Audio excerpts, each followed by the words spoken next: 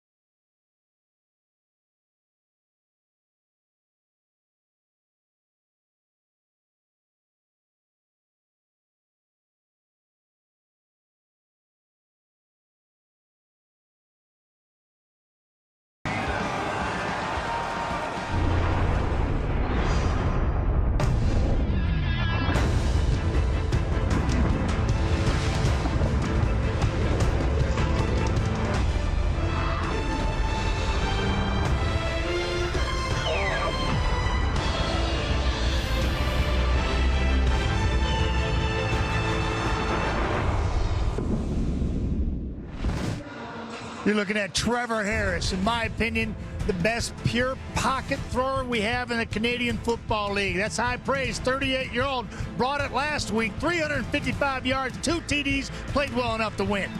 Janarian Grant has 4 kick return touchdowns. The record for the Argos is 5. The record for the CFL is 6. Do not be surprised if this man has all those records by the end of the season. The leader of the CFL's top rushing team, Kadeem Carey, averages 5.4 yards a carry, 6 touchdowns, and 23 pass receptions. Well, this man has been so good this season. We have him in the MOP conversation. Roland Milligan leads the league with 6 interceptions, leads the league with 10 pass knockdowns, second in total defensive plays with 78. He has been absolutely sensational, to say the least. Hello, Canada, and welcome to BMO Field in Toronto. Kate Burness alongside Jim Barker, Matt Dunnigan, Milt Stiegel, and welcome to the CNE game as well. But it's not all fun and games tonight because a very controversial topic to start this show tonight, the return of Chad Kelly, which has brought out a lot of emotion in fans, people around the league, in the media as well. And we begin with Matthew Shinetti tonight. And Matthew, you've been around Chad all week long. You were with him when he spoke to the media on Tuesday.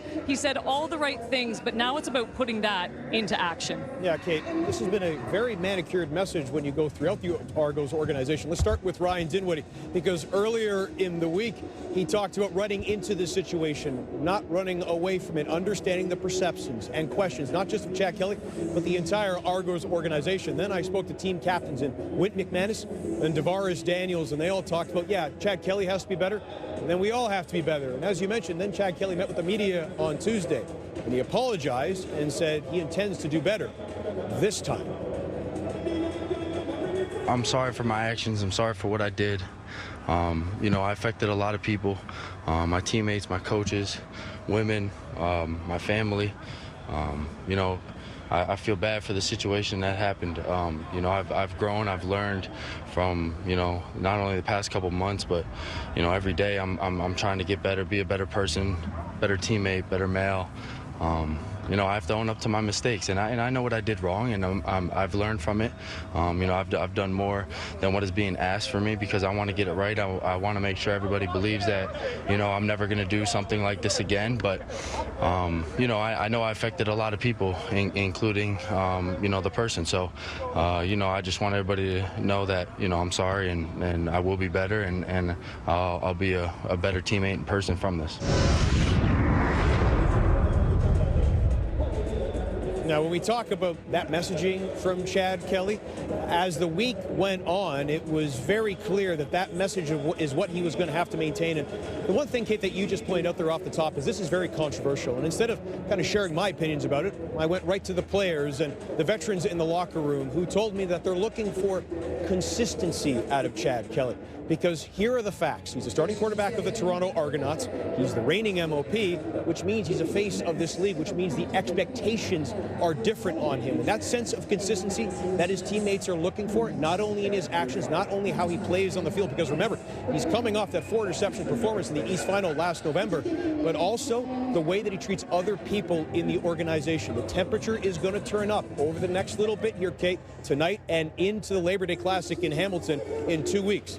So the players of the Toronto Argonauts want to see Chad Kelly stay consistent. Kate? And Matthew, part of his reinstatement is a last chance agreement. Basically, one more shot for Chad Kelly. And Milt, as I said in our SportsCenter hit as well, he's not a young man. He's 30 years old. He has had multiple opportunities in the sport of football, and this is it for him. This is it. This is it. And let's hope he understands that. Let's hope he realizes that he's fortunate that he gets another opportunity to step on this field and play football, because this team definitely needs him. Ryan Dinwood, if you'd have told him they were going to be 5-4 at this point with everything he lost, they lost their defensive MVP, their special team player of the year, and then your starting MOP quarterback was going to miss the first 9 games. He would have took it, but now he gets him back. And let's hope he understands and doesn't take this for granted on and off the field. He needs to be a great player, but more important, he needs to be a great person off the field. Yeah, Mill, I struggle with this whole thing. I'm not a judge. I'm not the jury. I'm not an executioner. When it comes to matters like this, we've all made mistakes. He's paying for it. I know that he's got to be perfect because of the last chance clause that he signed with the Canadian Football League. But at the end of the day, what I am, I'm a broadcaster. And I know that Chad Kelly's got to be better than the last time he was out on this football field, where he threw 4 interceptions in the East Final. And at the end of the day, he's glad he got to this point. He's worked hard. I know the organization has worked hard.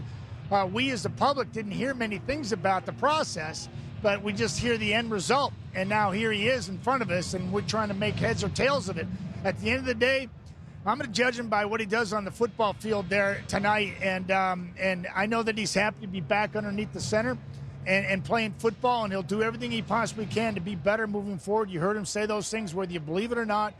The young man is paying his price in front of our eyes as we speak. And it's a very difficult situation, one to be involved with, period, from his perspective and certainly from ours. But at the end of the day, this is about football tonight, and I'm looking forward to that. Well, the pressure's immense on him, probably like no other player coming off of a suspension in the history of this league, and he's going to have to deal with that.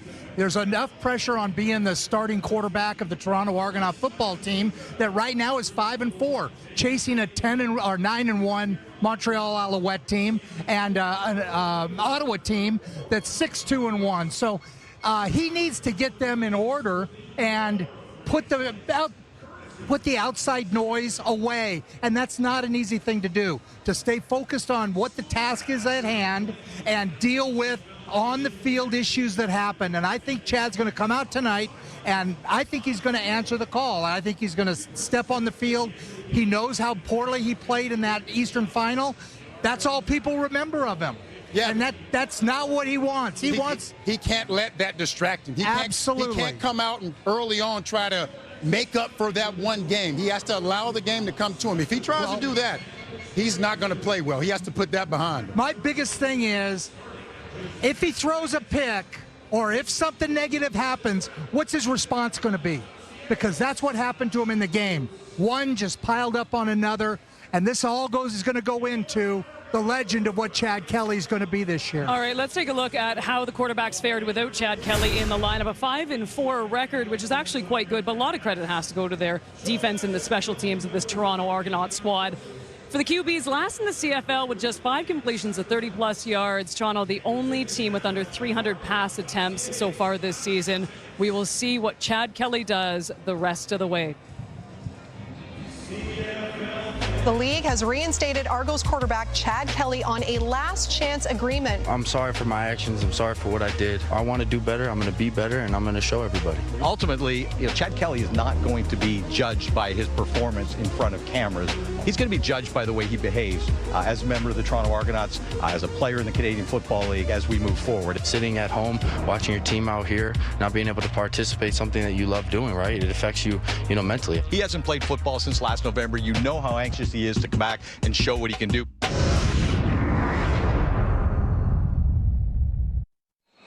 Great news for Rider fans tonight as Kean Schaefer-Baker returns to the lineup. This is his first appearance since suffering a shoulder injury in the second quarter of the Riders' Week 7 matchup against the Winnipeg Blue Bombers. Great to see him back. First place teams are set to battle at Mosaic. This will be brought out by Letcher. Can they track him down? I'm not sure. See you later. House call Letcher. Harris down the field. 1-on-1 drops it in. The Riders go back on top. Stays on his feet along the sideline to the end zone. Touchdown Alouettes to tie the game. No! The Alouettes are going to win it. Unreal finish to just a fabulous football game. That game was incredibly entertaining. I was just saying that while we were showing the sting there. Unfortunately for Rider fans, to watch Brett Lauther have a performance like that, it was absolutely heartbreaking. And Milt, I don't want to really announce this, but I think I have to in warm-ups. He missed one wide left as well. But you really do hope for him. You really do hope for him because he's such a great guy, honestly, that he can get it together because we know he can kick. And he's usually money. Throughout his career, he's been money, but this has not been his year. And just over these last 4 games, and you never want to put a loss on one individual, but when your field goal kicker is a big part of it, that's a problem. They have 2 losses to Montreal. In the first game they lost by 4 points, and he missed 2 field goals. In this last game, they lost by 3 points, and he missed 4 field goals. As you mentioned, Kate, he's really struggling right now. And as a head coach, what happens is you lose trust in him, and as a player, you lose confidence. So he needs to come out and play well because they're going to need him, not only in this game, but throughout the rest of the season. Bill, I couldn't agree with you more. That's what he signed up for, and that's what he gets paid to do. Didn't do it very well last week. And that happens, right? I remember Paul McCallum went through it and was in Saskatchewan, missed like an 18-yarder, to move on. And we know what happened to him. We know how he ended up. He ended up a Hall of Famer. Right. And so just pick your head up, Brett, and move on because your teammate's going to try to have your back. And defensively, this football team has been lights out. They lead the league in quarterback sacks with 26. 14 players have gotten to that number, and it's just not one guy. It's several guys doing on the defensive end. We've talked about Roland Milligan. You can't say enough about what this football team does on the back end, but they've had a bit of crack in the armor, and they're giving up 326 through the air in the last 3 games. I guarantee it. Chad Kelly's looking at that going, I'm gonna crank that number up a little bit. But this defense has been their calling card. And what Corey Mace brings to the table is as good as Noel Thorpe, is as good as J.Y. Jordan Younger, and certainly Barron Miles in Ottawa. These are the top 4 defense coordinators in the league as far as I'm concerned. And Corey Mace has got to have a great effort from his team tonight. Well, Corey Mace and Josh Bell make their first trip back here since leaving 2 very, very successful years running the Argo defense. So there's a lot of familiarity there in both ways. They know Chad Kelly, and Chad Kelly and Ryan Dinwiddie. I'm sorry. Some people have crashed this. Why do we not have security around here? Do we not have security at any point around? Oh my gosh, where are they? How did you guys get the night off? Brilliant. You just couldn't go without being on television. Davis. That's nice. That's okay. That's nice. That's nice. And you're two, the only 2 in your fan club too. No one else is. Yeah, go see if anyone on the stands wants those signs. Probably not. Hey, thanks. All right, let's take a look at the Riders' defense so far this season. Saskatchewan leading the league with 26 sacks, leading the league with 14 interceptions. Hoping to get back to that way, by the way, and leads the CFL with 14 pass knockdowns as well. Let's get you back to Matthew Shinetti, who's standing by with Roland Milligan. Roland, we talked about Joshua Bell and the way that he has been able to inspire you this season as your defensive back coach. How has he helped you have a career season so far? Getting me to think about the plays that I'm going to make and how I'm going to put myself in position to make those plays. In terms of, though, the mental side of it, the way you're approaching the game and wanting to attack the ball, how do you attack Chad Kelly tonight? See what he likes to do on film, throw different looks at him, just to keep him off balance, can't let him get comfortable. Thanks for this. No problem. All right, it's time to take a look at the 5 most popular anytime TD picks for tonight's game at FanDuel. No surprise, Chad Kelly to run one in himself in his season debut, the most popular bet this evening. Meanwhile, FanDuel bettors also like the Riders defense to score. That is the most second popular anytime TD bet at FanDuel for tonight's game. Janarian Grant, Tavares Daniels, and a Joe rounding out the top 5 most popular anytime TD bets for tonight's game. Let's get to the guys and see who they picked. I'll start with you, Milt Stiegel. You know what? I'm going with JG, Janarian Grant. And I'm going with him for a couple of reasons. I mean, he has 4 kick return touchdowns, and that's not like he's playing offense much. So they put him more in the offense, and he may have more opportunities. Other than that, I got to say, I need some points. I've been off 2 weeks. I need someone with some good odds. He's plus 430. So I need JG to score for me so I can get back in the running. Yeah, Mill, I'm glad you brought that up because we got 2 of the best returners in the Canadian Football League in this ball game, and Mario Alford and Janarian Grant. And I'd like to see that happen, and the possibility is pretty high. And I also think that we've got 2 of the best defenses in the league as well. And Kate, you know, we're on a group thread when we get these anytime picks. And T-Roy, Troy White, our producer, says, give us your anytime picks. And Kate had got out in front of it, and she had the Saskatchewan defense. And I looked at that, and I'm going like, I like that because you talk about the odds and the pay, and that's a big odd, and I like it. I like the Saskatchewan is going to try to continue. You can copy. It's okay. Chad Kelly's ways and make him believe that he's back in a time warp in the East Final. I agree. think they're going to take one back. I totally agree. Yep. Well, when I got rudely interrupted, I was going to say the one thing that Saskatchewan, the one weakness they have, they've given up 18 plays over 30 yards, the worst in the league. Yep. So I'm going to take Kadeem Carey because he's going to bust a huge one. For a touchdown. Kadeem Carey, plus 35 for a touchdown, 1 run. I like everyone's getting into the odds now, too. I like the odds. Now, I took the Riders defense last week as well, and I'm now just going to ride the Riders defense until they give me some money because I'm with you, though. I mean, Chad Kelly back. We saw what he did last time here at BMO Field, the 4 interceptions. I like it tonight. Maddie and I both on the Riders defense to score longer than 3-1 odds. Milt, you like Janarian Grant to find the end zone, longer than 4-1 odds. And Jim, you like Kadeem Cash and Carey. Our anytime TD picks for Thursday Night Football officially locked in. Back to Matt, who's standing by with Tavares Daniels. Tavares, I have to ask you about your family first because it was the only delay to our interview just now. How important are they to you, and what kind of extra little motivation does it give you when they're in the stands? Man, my family is the whole reason I'm here. My mother, I couldn't do anything without my mother. I wouldn't be here standing in front of you doing this interview without my mother. Just to have them here, the support, me and my dad on the other side, man, it means the world to me. This team is hovering around the 500 mark. What does Chad Kelly bring back as your starting quarterback? Energy, high energy, man. I think you're going to see a different team out there on the field tonight. Chad is a big part of that, and we're lucky to have him back. Thank you, Tavares. Thank you. And do you know why he's going to have a big game tonight? Because his father's in the house. We all know the story of these two, and his dad's so influential in that locker room for the Saskatchewan Roughriders. As mentioned, it is a beautiful evening. It's a CNE in downtown Toronto. And I caught Milt Stiegel eating some double stuffed Oreos out there. There was all kinds of pogos. It is. And he thinks he's Benjamin Button because we're going to show you his 40 time after the break. All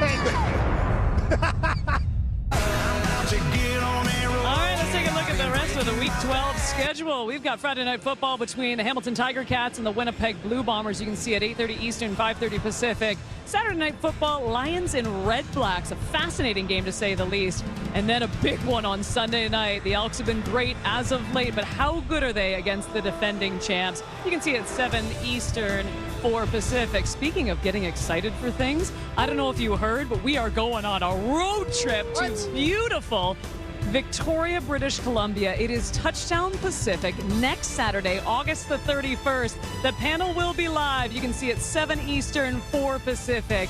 We cannot wait. How you doing, Milt? Not good. Not good? Why not? I haven't done this in years.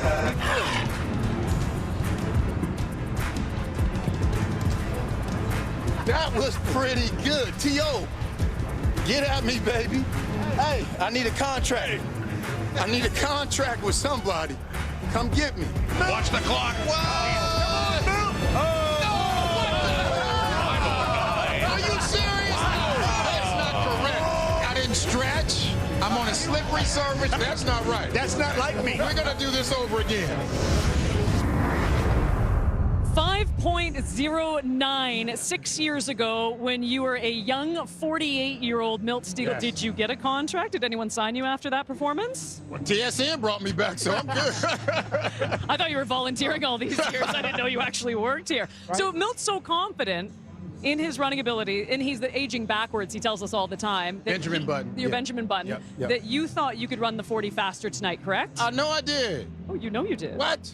He looked fast. Let's go to the tape. Yes. Let's go to the tape. Let's go to the tape. Yes. All right, here's Stegall warming up. I can't believe. What do you think you ran? I watched this, Milt, and I blew a hammy just watching you. Are you going to blame it on the field again? What the heck? No. No. Let's take a slow-mo replay. I wanted to time it, and you just went too fast. Oh, my goodness. No, Troy.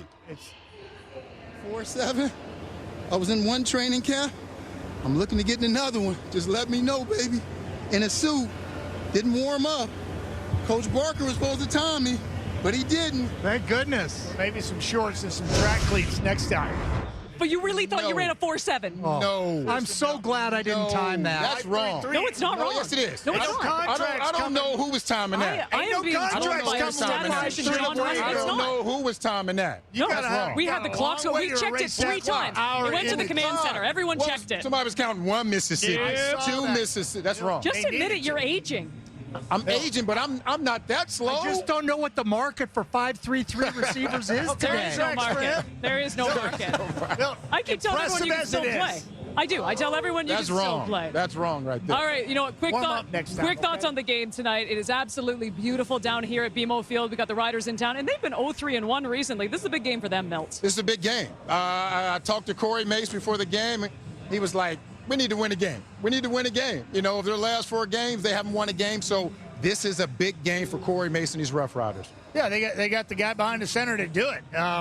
He was fantastic against Montreal last week, and we'll see what he can do up against this defense tonight. Well, it's a huge game for Toronto also. I mean, 5-4, they can't afford to lose any more ground. Huge game for the Argonauts. Absolutely perfect night of football. We'll get you back to BMO. And one more time, just to prove that Milt Stegall is aging. No, Kate. Look at how slow I don't need that you're warm-up. going. Put some shorts on. Next year, it's going to be Take it serious, Milt. 6.21. That's dirty. 5-3. I think I can race you. Hey, I did look good doing it, though, didn't I? Debatable.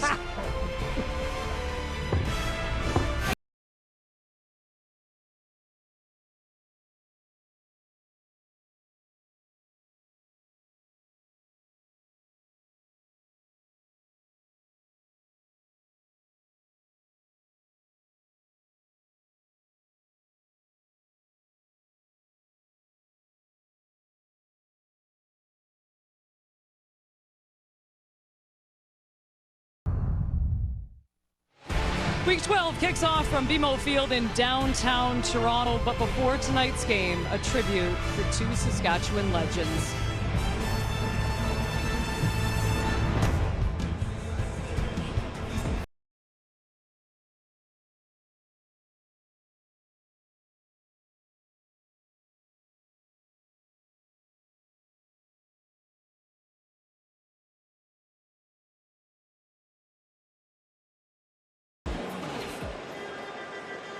Prior to the start of the season, we lost a legend of Canadian sports broadcasting.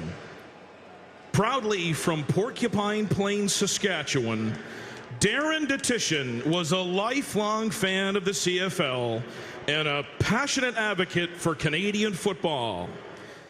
He was a dynamic presence on TSN for decades, entertaining the country with his sense of humor and enthusiasm for sport.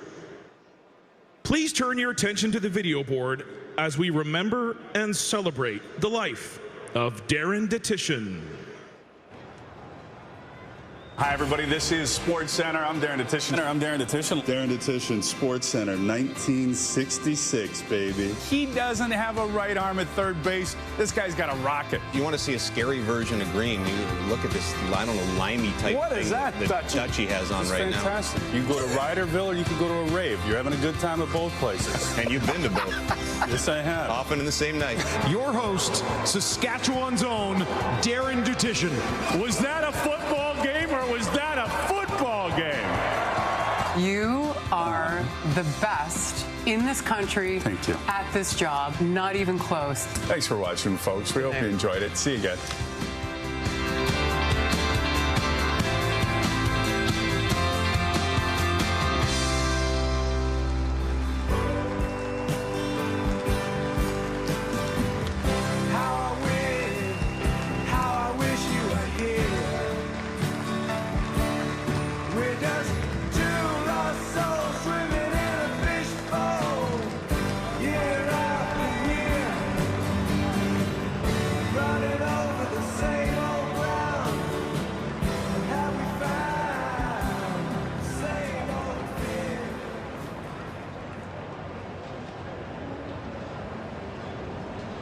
The Toronto Argonauts were also saddened to hear about the passing of beloved Riders' former head coach, Ken Miller, who lost his battle with cancer yesterday.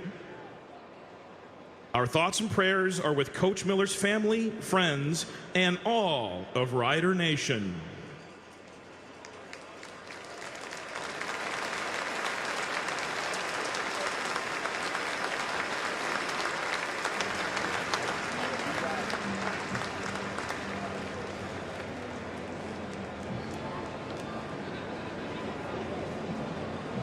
And now, please stand if you're able and join Jennifer Stripe in the singing of All Canada. Oh, Canada, our home and native land, true patriot love in all of us command. With glowing hearts we see thee rise, the true north, strong and free. From far and wide, oh Canada, we stand on guard for thee. God keep our land glorious and free. Oh Canada, we stand on guard for thee. Oh Canada, we stand on guard for thee.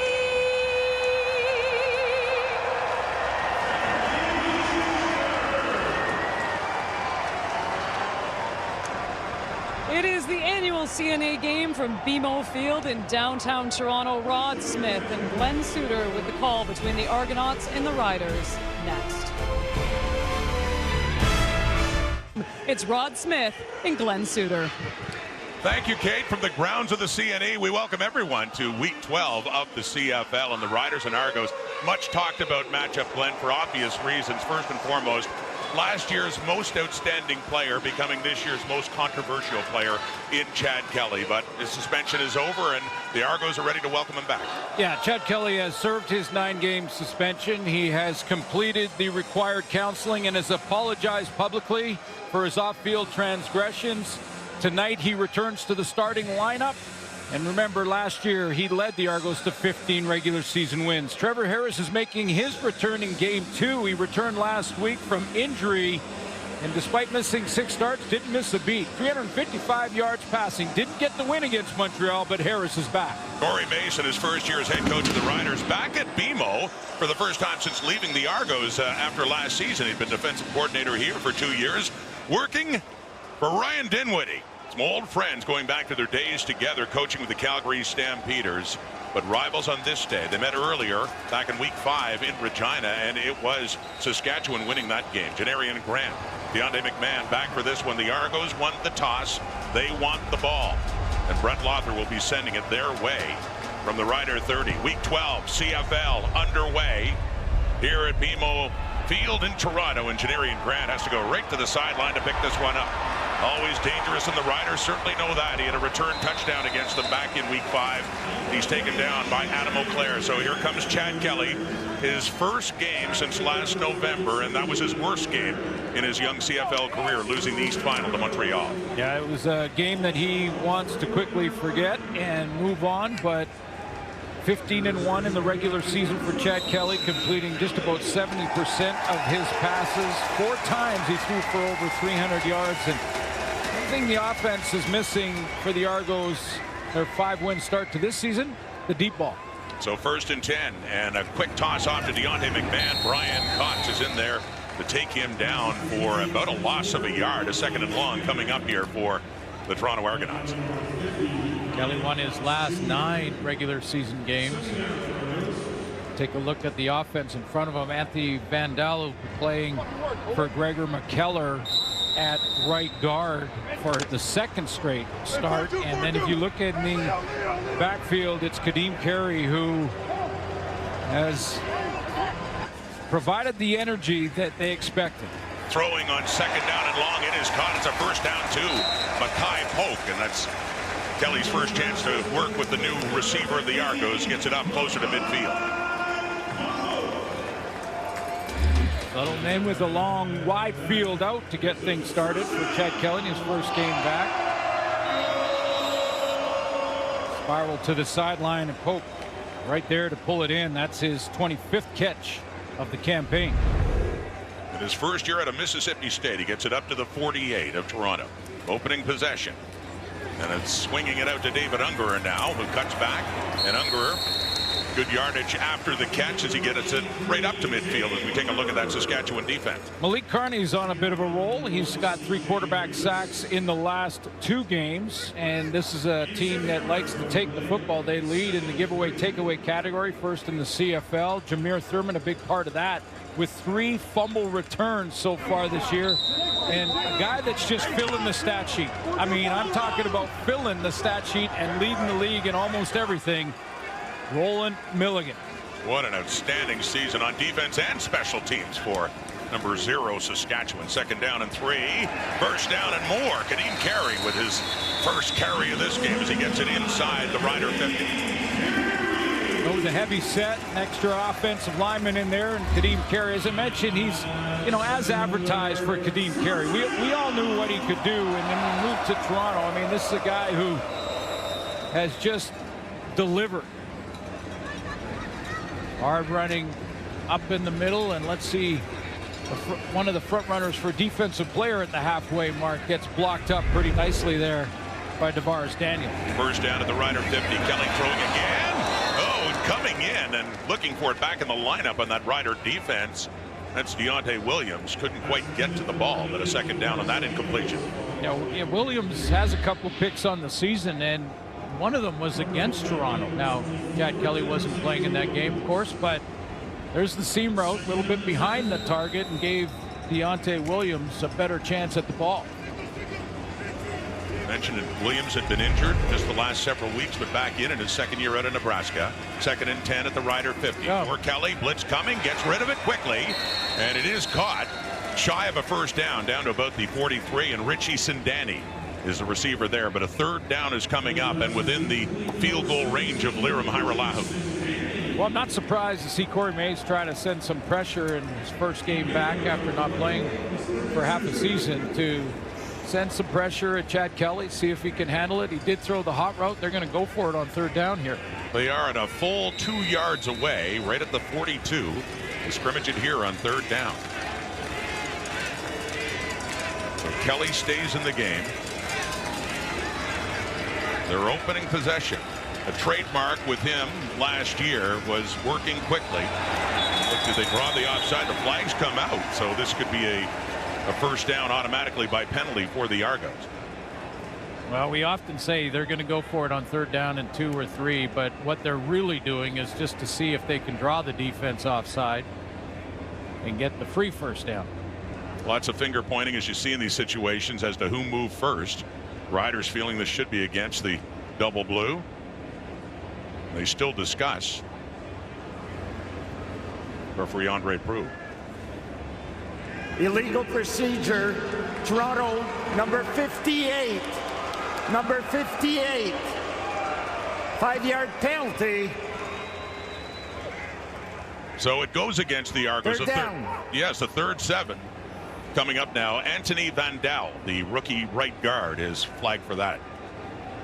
2nd start for him, and got a little antsy where they trying to draw the Saskatchewan defense offside. They showed great discipline, didn't move, and for Ryan Dinwiddie, the strategy is if you don't get it and you don't draw him, you're going to kick anyway. They'll punt now. Hyralahu is out, but he's double duty tonight. John Haggerty was in warm-up who got hurt, one of the top punters in the CFL. So it's Hyralahu doing the kicking and the punting. He's done double duty before in his career, back getting started in his Winnipeg days, and that one was sent nicely. A good punt by Liram Hyralahu. Good placement, but Mario Alford has a nice little return too to get it back up closer to the 20 after he got it inside the 5. After a 43-yard punt. Trevor Harris, he came back from injury this week against Montreal and had a brilliant game in a losing cause. He gets the ball. Coming up next.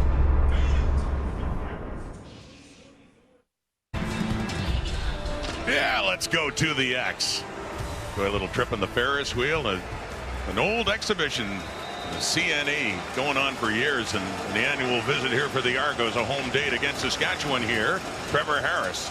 And running his first play of this game. He came back last week against Montreal, handing off to Frankie Hickson in for A.J. Ouellette. But Harris didn't look like he had any rust at all, Glenn, last week against none. Yeah, none. I mean, we're talking 31 of 39, over 80%, and 355 yards, 2 touchdowns, did not throw an interception. Deserves better. There were other reasons. We'll get to that as the show goes on. Absolutely. I mean, that was definitely a winnable game. There's Shea Patterson, who filled in at 2-3-1 and 6 starts, filling in for Trevor Harris. Watching Harris go to work now in a 2nd and 4 after that gain by Hickson. And he completes that. Sitting down nicely is Samuel Emelis, who gets it up across the 30 and a 1st down for the Riders. A good talk with Trevor Harris this week, and he obviously they're completely disappointed, but supporting Brett Lowther. We'll get to that as the game goes on and what happened last week against Montreal. A good defense, but to throw for 355 against that Montreal defense, that's getting back in the saddle immediately, because I mean, 0 rust on Trevor Harris last week. He looked really sharp. Just his 4th start of the season and his first one in 8 weeks. The fake to Hickson and looking deep right, and it's caught too. Dante Myers in just his 3rd game with the Riders, and in each of the first 2 he's at 101 yards receiving, and another big catch there for Myers. Yeah, 2 games, 200-yard games. I mean, not a bad start for Dante Myers. And look at the drop in this football, dropping it up over the top of the coverage and right into Myers' hands. Excellent concentration, because that waving at it from the defensive back can distract you. Not Myers. With all the injuries he's had a receiver, that gave him a shot. In Ottawa a couple of weeks ago, he had 8 catches for 101. Did it again last week. That one was for 28. And here's Hickson. He too was getting a chance with the injury to ex-Argo A.J. Ouellette. 4th start in the backfield for Frankie Hickson. Trayvon Tate will play at right tackle. They've gone through a bunch, starting with Jamarcus Hardrick, who was lost early in the season. They get Keon Schaefer-Baker back in the receiving corps, another big play receiver, and Frankie Hickson will play for A.J. Ouellette. Ouellette's down, Hickson back up. A few weeks ago in Montreal, when Hickson got a chance in the first half, he went off. He had almost 100 yards in the first half alone. Getting a couple of carries so far here. 2nd and 6. Argo 46. Quickly off to the right. It is Keon Schaefer-Baker. After missing 4 games with a shoulder injury, back in the lineup and gets his first touch of this night. Yeah, in our conversation with Trevor Harris, he talked about all the answers in the offense. He said, no matter what, I asked him about blitz and blitz pickup, and you know, coming back and what he's been watching from the sideline when Shea Patterson was playing, and he said, you know, our offense has an answer no matter what the defense does. It's just a matter of finding that answer. He's starting this game 3 for 3. Trevor Harris, age 38, from Waldo, Ohio. And starting for the Riders and handing off for Hickson, who tries to weave his way through, but that Argonaut defense tough to run against there as he picks up 1, maybe 2 yards. Remolade, couple sacks on the season. This is his 3rd game back from injury, and he's making an impact. Got a sack in their last game against Calgary. Jones will play at middle linebacker. Wynn McManus not quite ready to return to the lineup, and Royce Metier is leading the team in tackles. And Metier, when you think about it, it's 2 reasons you lead the team in tackles as a safety. One is that you're getting picked on, or the other is you're getting down to the box and making an impact. I'll say it's column B for him. The Argos bring pressure, and Harris gets rid of it quickly. Sean Bain covered there by Tavares McFadden, but it goes high and out of bounds, and 3rd down coming up now for Saskatchewan. No, but a successful first drive on the road. Get down the field, complete 3 passes in a row. Nice corner route over there to Myers, and line up for a field goal. And Brett Lowther now has a chance to exercise some demons early in this one. It was a tough one. Toughest of his career last week against Montreal. Lowther went 3 for 7. He missed from 48 that would have tied the game and forced overtime. One of his kicks was returned for a touchdown on the miss by James Letcher. So, boy, they need this from him to feel good about it again, and he does pump it through. Brett Lowther, 3 on the board. First 3 points on the board in this game for the Saskatchewan Roughriders, who move down the field. Chad Kelly about to come on. The Argos down a field goal. As mentioned off the top, he went from being the MOP to the most controversial player in the CFL. Chad Kelly's return. More on that from Matthew Shinetti. Well, Rob, this week Ryan Dinwiddie described it as a roar that when Chad Kelly was reinstated, the way his teammates welcomed him back into the locker room. And that is very true. But throughout the week, as the Argos have gone through this very manicured message in front of the cameras, apologizing. Ryan Dinwiddie saying, we want to run into the situation, not from it. I spoke to many veterans on this team, and they talk about a sense of consistency they want to see out of Chad Kelly. Remember, as you mentioned, he is the MOP. He's a starting quarterback of the Toronto Argonauts, and one player described it to me as he's like an executive. There are so many more expectations on him. There will always be more questions on him. So we want to see him be more consistent, not just with his play on the field. Remember, we're trying to see how he's going to respond after the 4 interception performance in the East Final, but more specifically, how he treats his teammates and how he treats the staff. Consistency is going to be the key for Chad Kelly, Rod. And that's an evaluation, Matthew, that goes beyond whatever happens tonight, however he plays, and he knows that. Faking the handoff and throwing in that one is incomplete. He'd been 4 for 5 in the previous possession intended for Tavares Daniels. Well, yeah, and if you missed the pregame show, that Chad Kelly, as part of his reinstatement, had to sign a last chance clause, and he has done that. So from now on moving forward, and he mentioned to us this week that he will continue to do some counseling to stay on track and to make sure he is bettering himself, but he will be judged moving forward by his actions. It's a 2nd and 10 from the Argo 40 as Kelly steps up. And he's throwing a deeper ball down the right, but it's at the Saskatchewan bench. So 2 and out that time for the Argos as they will be forced to punt it away. Closest receiver, Richie Zindani. Well, you know, and he's facing a very good defense tonight. So as far as on field, Chad Kelly's got to face this Saskatchewan defense that I mentioned leads in takeaway giveaway category at +14. Defense that has played very well both against the run, but for 1 game. It was against Edmonton. But beyond that, this defense has been rock solid all year. He's up against Trey Ford and all the running. Javon League 2 with the Elks. Great at Mosaic a few weeks ago. Liram Hairolau has mentioned punting for John Haggerty, who was hurt in the warm-up. Mario Alford, another one of the dangerous returners in the Canadian Football League. And Trevor Harris about to come back on. He and the Riders leading it by 3 early here at BMO in Toronto.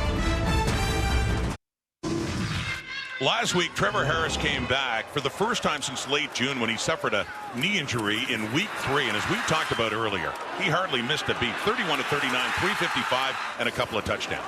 Well, and remember, the Riders started the season 4-0, and Trevor Harris has thrown 3 times for over 300 yards in his 4 starts.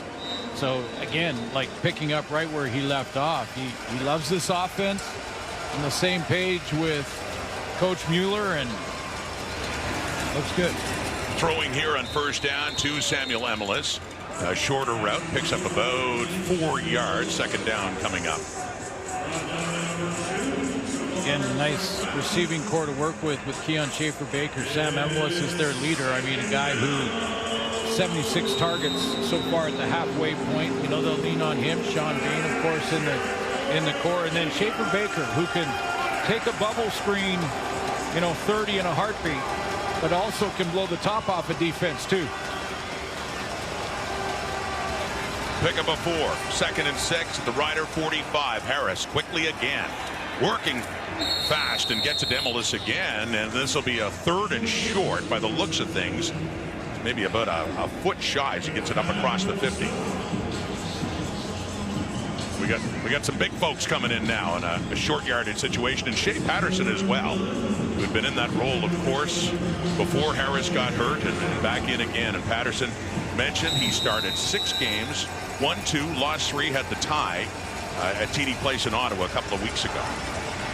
Got a bright future, really does. I think he progressed very well as game to game. That's the silver lining, isn't it? I mean, it's bad to lose a quarterback to injury, but if somebody else can get experience, and he does, he chooses the righty, who's getting tripped up too. So nearly a disaster in that 3rd and short. Patterson gets a sigh of relief there as he does keep his feet and get the first down. Yeah, you're right. I mean, one of the upsides of when a guy goes down is that you have a backup get some valuable experience, and Shea Patterson did that. I mean, in his last 2 games, Edmonton and Ottawa, threw for 306 yards against the Elks, and against the Red Blacks almost 300, just shy by 1 yard. Corey Mason talked about that. He hates to see Trevor Harris get injured and out, but they're deeper at quarterback with the experience that Patterson's had. So Frankie Hickson. Oh, Hickson finds a way to keep his feet and keep bursting through. Metier finally takes him down. What a run by Frankie Hickson just to keep his balance after contact and get it down near the 40. Rod, you mentioned Montreal in that first half that Hickson played against the Alouettes, and that's, again, another great defense. And he had almost 100 yards in a half of football. So, this is what he's capable of. And asking Trevor Harris about him this week, he said that jump cut he has is like something he's never seen. And he's played with a lot of really good tailbacks. And a teammate of A.J. Olad who can't play tonight, and the Argos know full well what he's like. A lot of power. Low center of gravity for Hickson, though. Harrison like the way he runs with the football, too. That's Keyshawn Johnson with his first catch of this game, and Johnson has it down inside the 40, a gain of about 5 more yards for the Riders. Just a steady hand, too, though, when you see Trevor Harris just command the huddle, step up in there. The way he calls plays, he throws a play and is basically getting ready for the next one. I guarantee you there's a lot of guys we talk to that you think will be a coach when they retire. Trevor Harris is going to be a coach when he retires. He talks like one. When we have the Zoom calls, a little chat with him a couple of days before the game, he's 6 for 7, as you saw. Quickly again, completing it to Myers, who just gets tripped up inside the 15. That's Mark Milton who got him. Otherwise, it was a little bit of daylight there for Myers, who has really had an explosive start to his Rider career. Well, he has. I mean, you think about the 200-yard games in 2 starts, and he's caught a corner now in a short corner route, and this deep bender that gets right over the middle and threading the needle. Fraser Sopik had a chance at it. Mark Milton had a chance at it. And with that, the Riders in business. They got it down to the 13 and a 1st and 10. More heat coming. Good protection. End zone look and a touchdown. Saskatchewan Roughriders. Keyshawn Johnson. And what an impressive drive being capped off right there with Harris in the green and white. This one, you got to give some credit to the protection up front from that Saskatchewan O-line, because they're giving Trevor Harris a time to go through his progressions. He looks left. He reads the field. He's trying to look off any possible safety help on that deep crossing route, and he hits Keyshawn Johnson. deadly Major accurate. of the game, yep. So far, 8 for 9, 98 yards now, and that touchdown pass to Johnson for his second touchdown of the season. So there's Brett Lother on for the point after with Adam Korsak to put it down. Up and through. So Lother is the field goal, and he is the point after that Keyshawn Johnson touchdown. Trevor Harris looking razor sharp, and the Riders have a 10-0 lead at BMO Field in Toronto.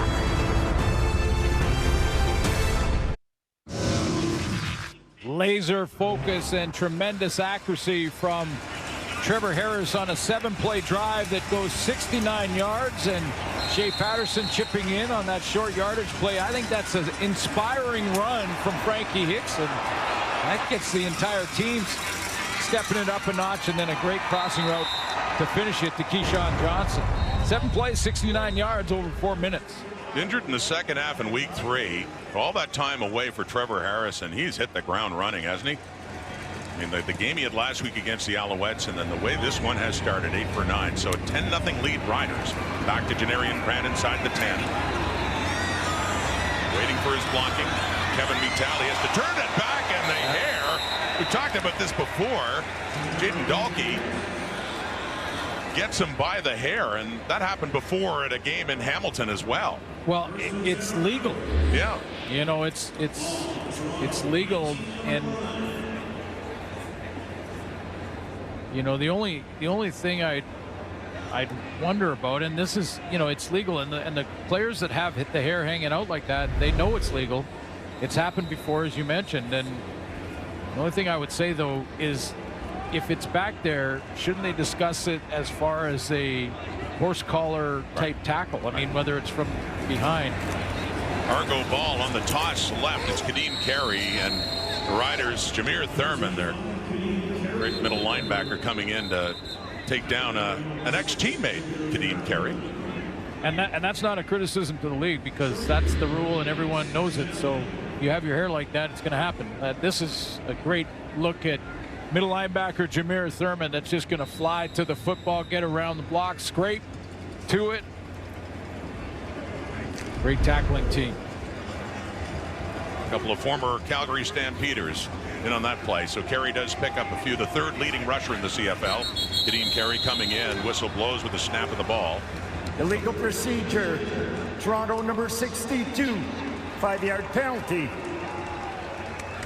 We'll replay second down. It's announced by Andre Proulx. That's the left guard, Ryan Hunter, who gets flagged for procedure. Well, first game back for Chad Kelly, and missing half a season, not practicing with the team, and having the offensive line not hear how he calls the signals. I mean, that voice inflection is different than they've had for half a year. 2nd and 12 with the penalty. Kelly has time off to the left, and it is caught shy of a first down. Coming back to the ball is DeMonte Coxie. He had gone right to about the first down marker and was coming back to it, so they'll spot it about a yard shy, but it is deep in their zone, and looks like the punting unit, yes, Liram Hairelau is coming on. They will punt this football away on the 3rd and short. Well, we've got two great returners in this game. I know you've already mentioned it, but Janarian Grant we've already talked about, and Mario Alford. I mean, this could be the difference makers in these games, these two guys. Well-traveled. Best in the league. I was going to say well-traveled too. He actually had forgotten this. Started his career in Toronto. Had 8 games with the Argos before moving on to Montreal and ultimately Saskatchewan. So ex-Argo Alford with it inside the 35 and moving around to his right after a punt of 47 yards by Liram Hairelau, who's taking the duties tonight. And with that, it's quarter time and a good first 15 for the Saskatchewan Roughriders on the grounds of the Canadian National Exhibition out in full force. And a lot of them coming to watch a football game tonight. The Riders lead it by 10.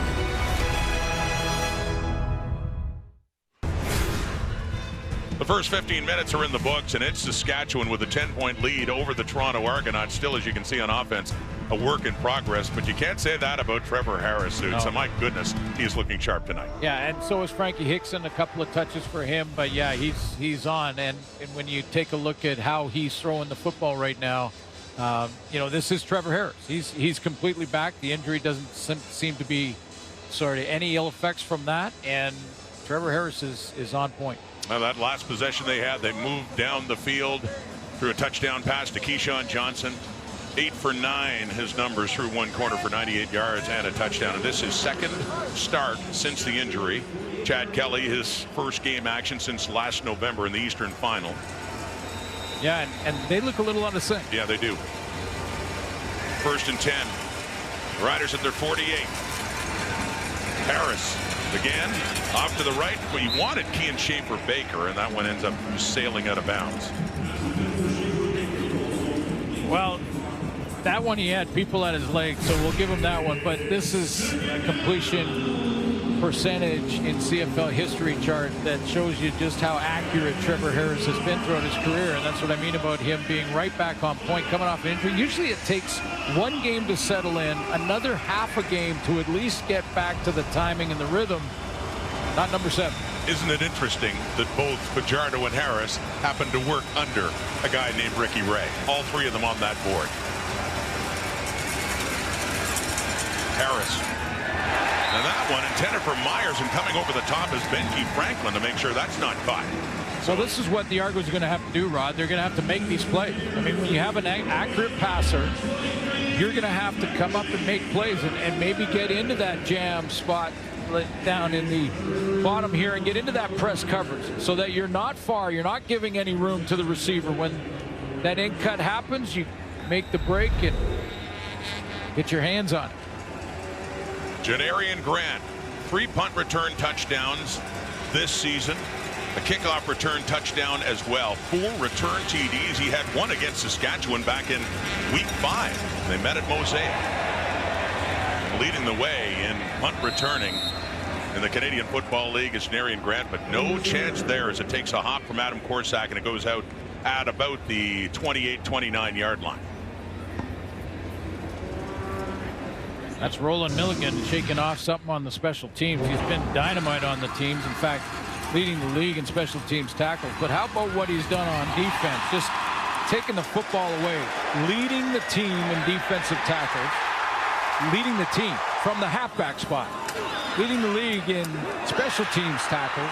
So he's got to cover the kicks and then go play defense, leading in interceptions with 6 and on a record pace for knockdowns in a season. That's just amazing. What a year he is having so far halfway through it.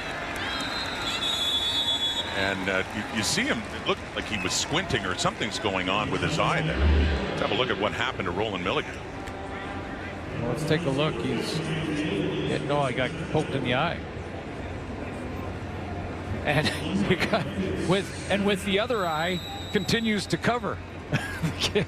Still heading down there, and then it was 0-1-0. Tyshawn Blackburn, the rookie for the Argos, who poked Roland Milligan in the eye, still squinting that right eye now. 2nd and 11 after that loss of 1. Kelly got heat on him. He rolls out to his right, and he does get away. And nearly completes it, but it was a high toss for Mackay Polk, who had to reach up for it, and awfully very vulnerable to take that hit from DeMarcus Fields coming right in on him, and Polk is still down. Yeah, you saw this one coming. Kelly on the full roll, kind of throwing back against the grain, and you saw this one coming with Fields just sitting outside waiting to time this up, and as Polk had to go up and try and bring that one down, climb the ladder, he gets cut down.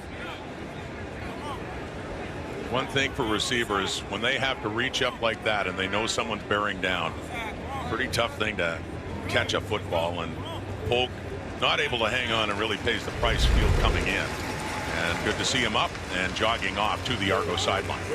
Everybody, including the guys who hit him, DeMarcus Fields and CJ Rivas, happy that he got up and looks like he'll be okay.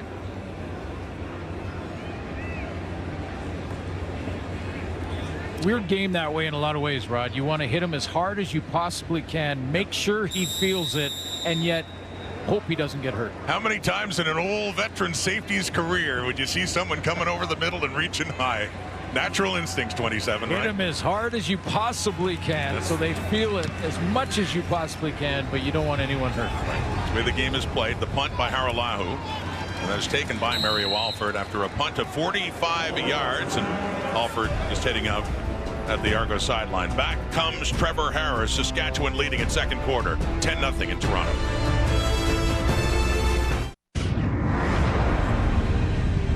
Back here at BMO, he is a man of many talents. Milton Eugene Stiegel, leading the Argos cheer team. Well, how many times did he watch the routine before he got it down? Because he looked like he was in sync with the rest of them. Well, maybe a half step behind, but you know. Speaking of half step behind, I think Stiegel ran some 40s early in the. He did. Well, we saw that in the pregame. Chatting with Chesney there. And we'll hold off on that for now. Are you suggesting 85's lost a step or two? Frankie Hickson, he hasn't lost a step. No, he hasn't. Holy smokes, he's running well so far in this one. Looks like it'll be close to a first down for the Riders on that. We get a real good example of his jump cuts here. This is a couple of them, I believe. He's gonna take this real simple play, simple handoff right through the A or B. It's actually up to Frankie Hickson. He picks it. That was the jump cut, the first one, picking which gap he wanted to hit. He ended up sliding back to weak side A gap between the center and guard on the weak side of the formation. Frankie Hickson in his third year at a Liberty. He's had chances in the past after the feature running back gets hurt. Used to be Jamal Morrow and now A.J. Ouellette. And Hickson that time is going nowhere, and that was on a second down and just inches. The third down coming up. They still have about 6 inches to go. Well, Sopik that stepped up and read the play.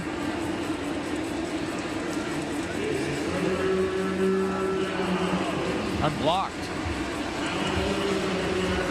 Right at the point of attack. I mean, a couple pulling receivers, one being Emelis, who went by Sopik. So yeah, third and still a couple of inches. Well, look at that. Natural grass surface. Great shot. Fraser Sopik's helmet. Dirt in there with the massive third down. Shea Patterson again. This time he veers left.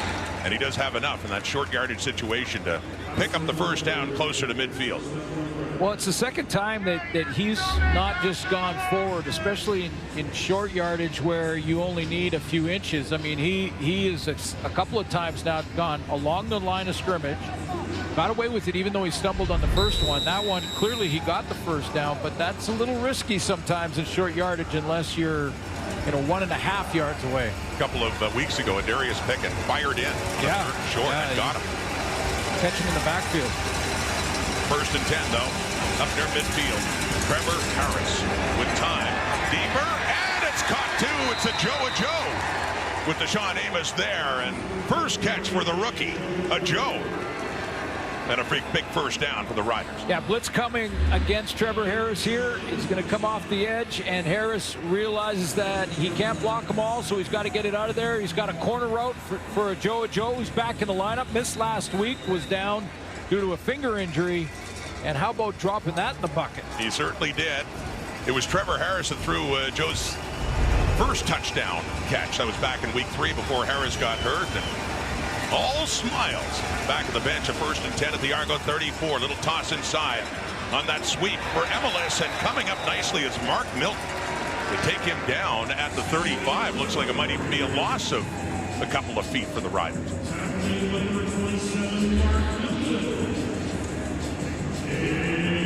Lead block for Frankie Hickson, who's going to get out there and miss on the first. I think it was Amos he was trying to get to, or Metier, trying to scrape and get involved in the run support from the defensive backfield. Mark Buehler, the offensive coordinator for the Saskatchewan Roughriders, coming over from the Calgary Stampeders, returning home as the OC under Corey Mace this year, 2nd and 11 now. And a lot of heat on Harris, who tried to dump it off. It just falls incomplete. And a 3rd down and 11 is coming up here for Saskatchewan.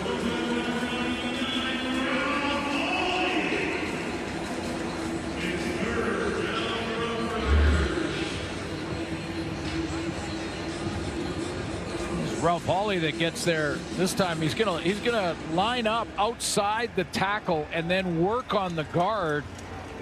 Logan Ferland, just a straight bull rush right into Trevor Harris.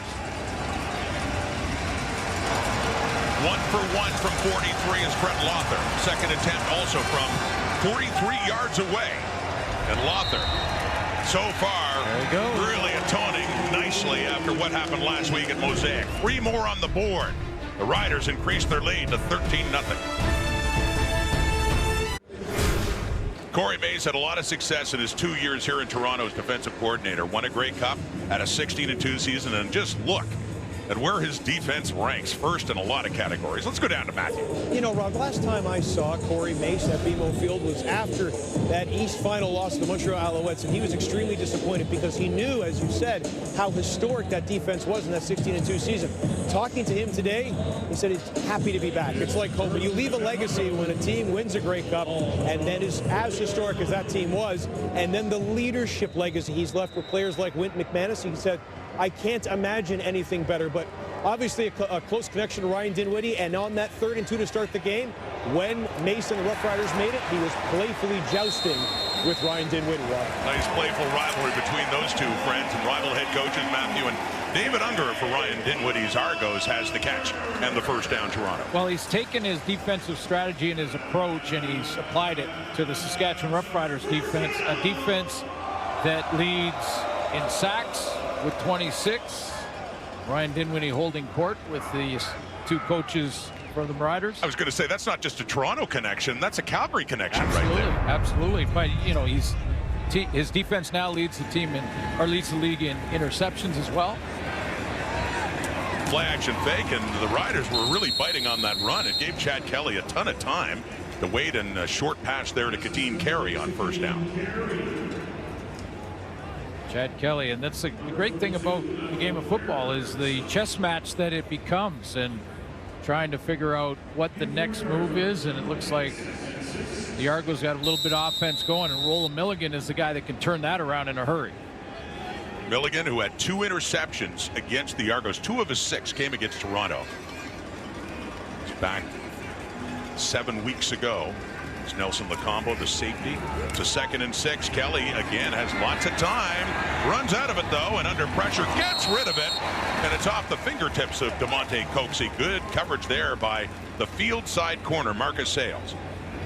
Yeah, the protection was there. He had lots of time, Chad Kelly, to stand back there and scan the field. He went through his progressions, went all the way to the backside, and finally thought he had the out, but a real nice play by Marcus Sales, cutting underneath and getting his hand on that ball.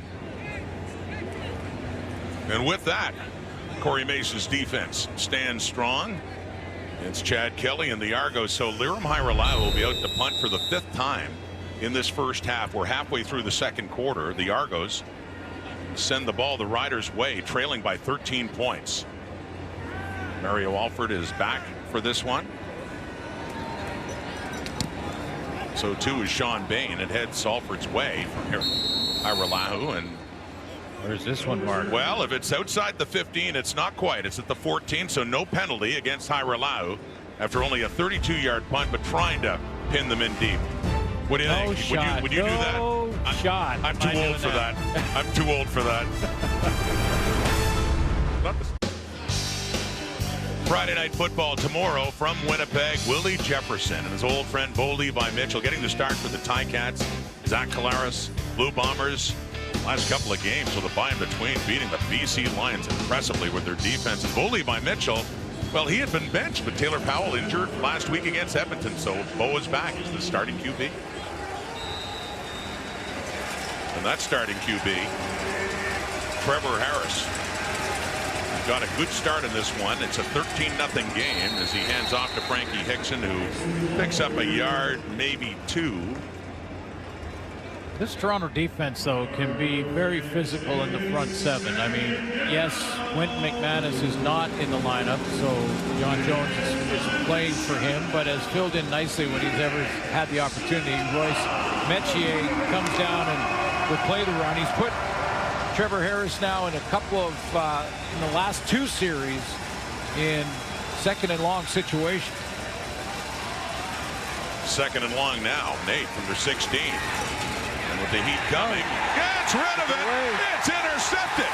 Deshaun Amos taking off for the end zone, and Emelis just gets him out of bounds before before he can score, he had a pick six last game 2 weeks ago against the Calgary Stampeders here, and Amos nearly has another pick six, but as it stands, he has set up the Argos nicely.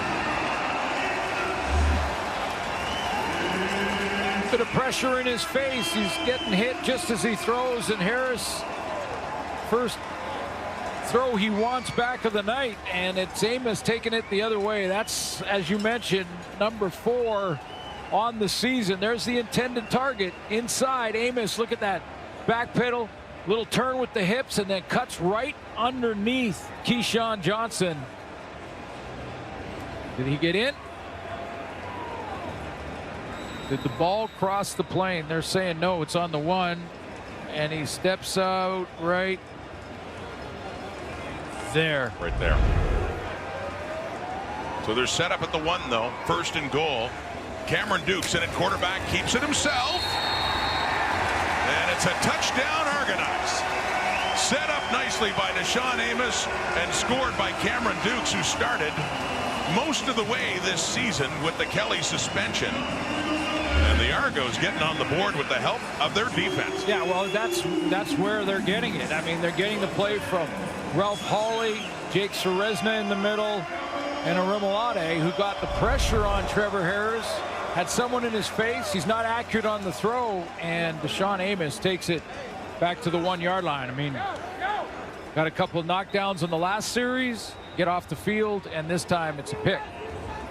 Deshaun Amos in his 6th season in the CFL out of East Carolina, started with the Calgary Stampeders, and as you mentioned, Glenn, his 4th interception of the season, nearly his 2nd interception for a touchdown. He was that close. So Dukes gets it, and Hiralahu with the point after. And what had been all Saskatchewan in this game sees Toronto cut into the lead and make it a 13-7 Rider lead. Get Rider fans having flashbacks of last week and barely stepping out of bounds, playing against a team where the opposition has the ball in their hands, and does he step out of bounds or not? Doesn't matter. They're down to the 1-yard line, and Cameron Dukes finishes it off. But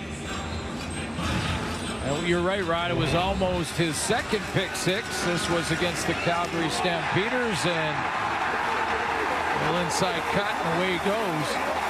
55-yarder to the house for Deshaun Amos. I mentioned that physical front 7 that can create turnovers for the back end like that. Taking nothing away from the great play by Amos, but pressure breaks pipes. Sure does. His 4th interception, the 4th one thrown this season by Trevor Harris. And make it a closer game. Mario Alford back now. Thomas Bertrand-Houdon for the Riders. 2nd meeting this season between these two. The Argos starting the 2nd half of their season. The Riders hit that point last week's game against the Alouettes, coming in at 5-4-1. There's Alford on the return, and he's taken down.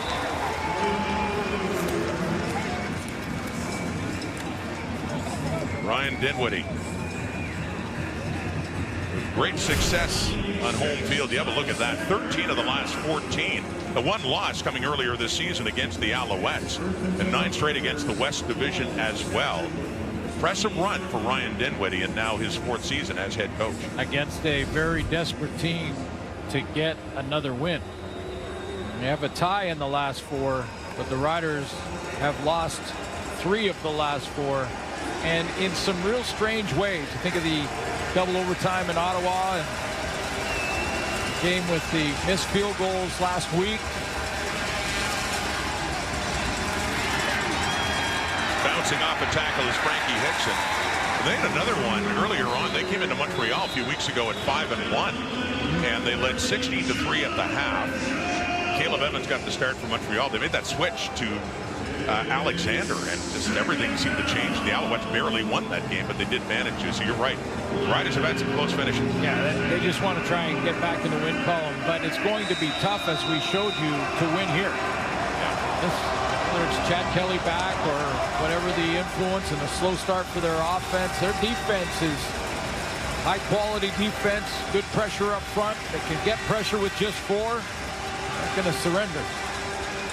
Trevor Harris, that offense, they had a good start. They've stalled the last 2 drives, though, with a 2-and-out and then that interception that led to the Argo touchdown. Sean Bain with the catch, but a 3rd down coming up, and a good 2 yards shy as the punting unit will head on. And just 4-man pressure, but it did push the pocket, forced Trevor to kind of throw as he was backing up. He did get the completion, but Sean Bain short of the 1st down. And that's success on 1st down for the last 3 or 4 series now for the Argo defense is the difference.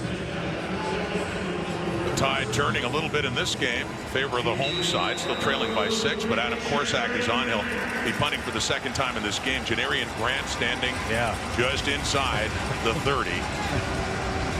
At any moment,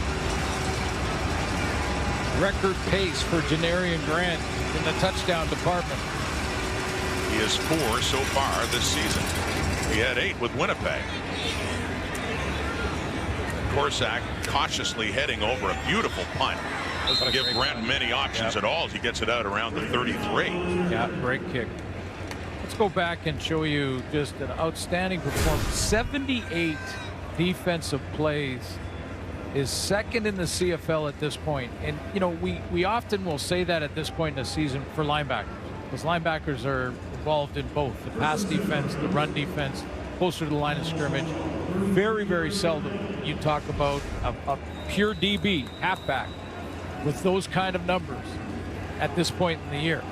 But his instincts, talk to his teammates, talk to his head coach about Roland Milligan and how much they respect his work ethic. Doesn't say a whole lot, but when he does, the rest of the team listens. He was limited to only 5 games last year. His season ended early. Kelly, the player in his face, he gets rid of it. He completes it too. He drops it in there for Mackay Polk, and a big 1st down late here in the 2nd quarter.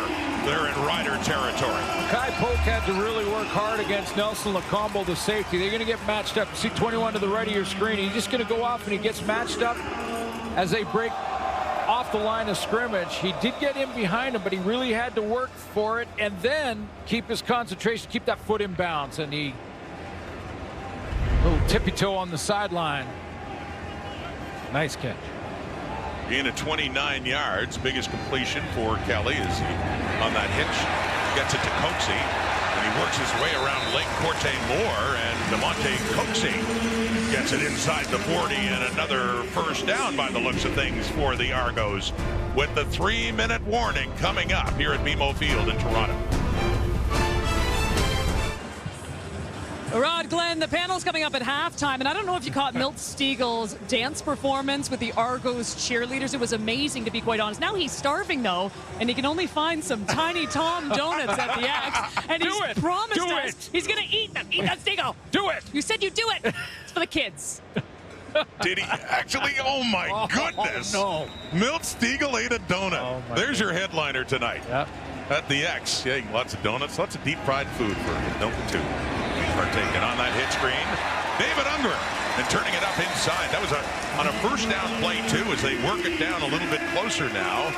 Trying to get a chance at taking the lead late here in the 1st half. A couple of hit screens, couple bubble screens for Chad Kelly to try to pull the defense closer. We saw Toronto's defense move into more press coverage to try and take away the space of the Saskatchewan receivers. Now we're seeing the Argos offense trying to pull those DBs closer for the double moves. Another 1st down. It's down to the 25. Argos threatening Kelly. Off to the left. The flag comes out. That was intended for Deontay McMahon, with Roland Milligan on the coverage and kind of waving his hands like, what's that flag all about? It looked like to me. Defensive pass interference, Saskatchewan number 0. This will be a 10-yard penalty, an automatic 1st down. Can't believe it's happening to this guy, because he's been as close to perfect as you can be, and I'm not even sure I like the word perfect. I think it's kind of like unicorn, not really real, but there is early contact there from Milligan. So not challenged. 1st and 10. Oh, he's coming, and down goes Kelly. He is sacked for the 1st time in this game on that 1st down play, taken down right at the line of scrimmage. Yes, CJ Rivas on the outside. Avery is back in the lineup, not starting this game, but in the rotation, but it's Rivas that comes off the edge. He's going to be up at the top of your screen, and he comes from depth, so he doesn't get caught in the count from the offensive line. They're not looking to try and step out to him because he came from off the line of scrimmage. Deontay McMahon in at running back. Second down. Kelly. More pressure coming. He escapes. He takes off inside the 10 and down around the 5-yard line, just inside. Be enough for a first down. Well, he can do it. We saw him do it last year. He doesn't mind taking off and running. He can take the hits downfield, and no hook slide here. He knew where he was to try and get to that first down mark. He had to get up right around the 5-yard line, so he's going to have to take on those hits, and that's Jameer Thurman coming from the middle linebacker spot. It's funny how instinctually, defensively, you still look at that pump fake even when they're beyond the line of scrimmage. Just enough to move the sticks again. First and goal, just inside the 5. Deontay McMahon picks up a couple of yards, tries to lunge that ball down to around the 1. Second down coming up here. Second and goal, Argos with a chance to tie and take the lead.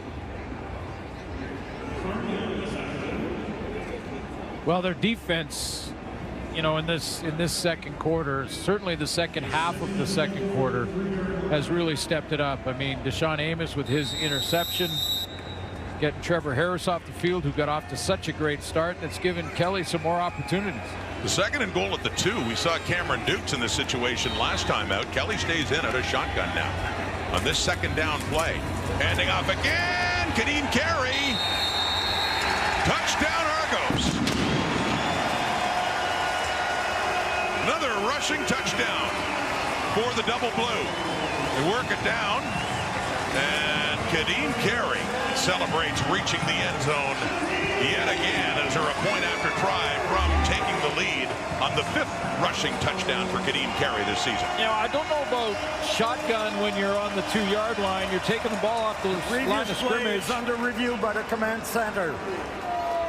See if he crossed the plane before he was down by contact. Now the command center has sent out a memo to the media discussing how they are going to use the command center in reviews just like this, but to make sure that it has to be a clear and obvious mistake by the officials. Well, it doesn't look like the knees were down. It was more a matter of the elbow. No. I was looking more at the elbow. I think the elbow might have been down. And had the ball broken the plane. So an announcement coming up, command center had a look. Upon automatic review, the ball carrier was down with contact at the 1-yard line. The ball will be placed on the 1-yard line. Third down. Yeah, I'm with you, Rod. I think it was the elbow that touched down as he went down. You can take one more look at it if you're wondering, but elbow down there. Stop it now. See, there's the elbow, and the ball has not crossed the plane. So they had the replay, a direct look at it. So now Cameron Dukes is in. Left side now. Oh, this is close. Did he break the plane? They say no. Could this be a turnover on downs for Saskatchewan?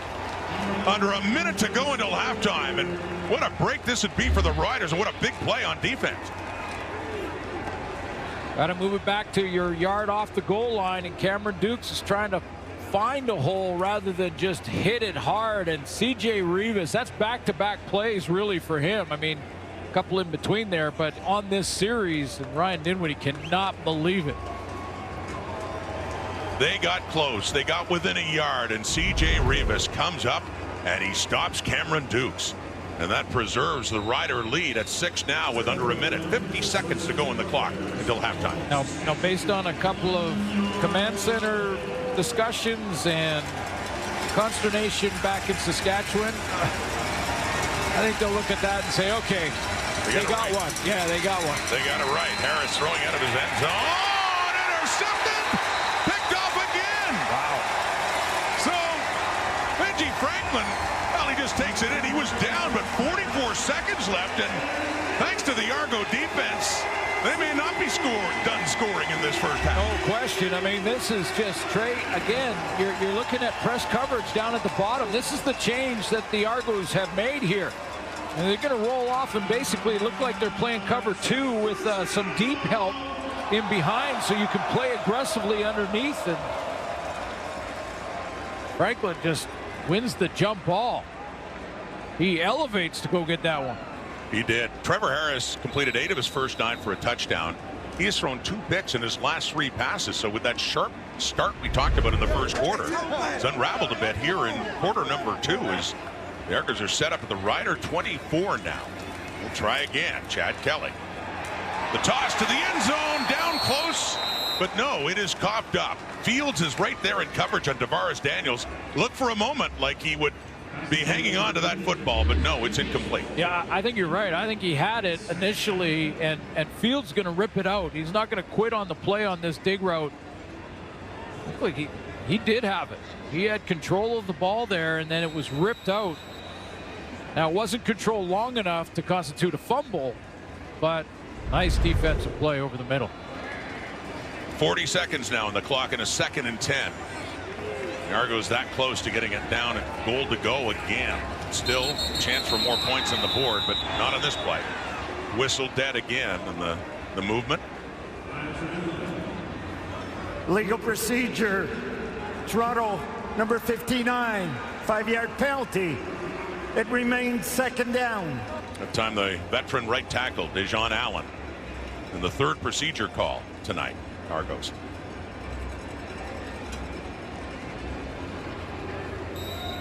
$15 yards to go, but still in field goal range. And Ryan Dinwiddie wants to manage this correctly. Make sure he doesn't lose that opportunity at the very least. Big defensive plays by C.J. Rivas we've seen. Just a 3-man rush. Kelly has time. He's chucking it to the end zone. Double coverage is there. Touchdown. DeMonte Coxey has it. Riders had it covered. But Coxey, and a great catch, comes down with the ball and points off turnovers again for the Argos. Now a point away from taking the lead. Yeah, Chad Kelly just throws this up. He sees coverage down the field. There's no way he couldn't have seen that Coxey was well covered. I mean, Deontay Williams was right there. He also had help over the top. I believe it was Jaden Zelke.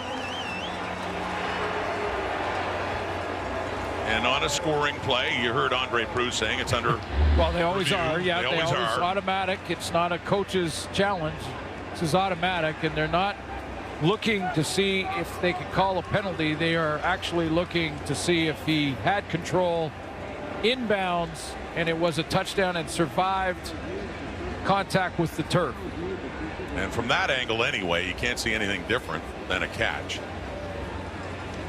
For DeMonte Coxey. First year at a Mississippi State, or second year, excuse me, and what looks like his 3rd touchdown of this season. What a catch. Looked like it from the angles we saw, but Command Center has reviewed. We're going to ask that question again. Is it an Argo touchdown? Upon automatic review by the Command Center, the pass was incomplete. There you go. Well, that first angle certainly looked like he had control when he hit the turf. So let's take a look, because clearly they have one that they see he doesn't. There you go. There it is. There you go. There it is. A great look and a good call by the Command Center. That is not a touchdown. Nope. No, that looked from the opposite side. I thought he had it on his chest, and it didn't. The replay didn't show any evidence that he lost control, but that second angle certainly did. The Command Center gets them all automatically, whether we have it or not. But you could see that ball came out as he hit the turf. Deontay Williams knew. And Ryan Dinwiddie is challenging the previous play for defensive pass interference The play will be reviewed. As Coxie fires up the crowd that don't like the call, but yeah, that fresh angle we saw that the command center based its decision on shows that ball coming out. Another look. Now the challenge is regarding a penalty for defensive pass interference with Williams. I was going to say, that upon the review, the automatic review as to whether or not it's a touchdown, they're not looking, or will they call pass interference one way or another. That has to be challenged, and it was challenged by Dinwiddie after the overturn of the catch. But I was wondering about offensive pass interference at first. It looked like Coxie might have a little bit. a little bit of a push-off. So,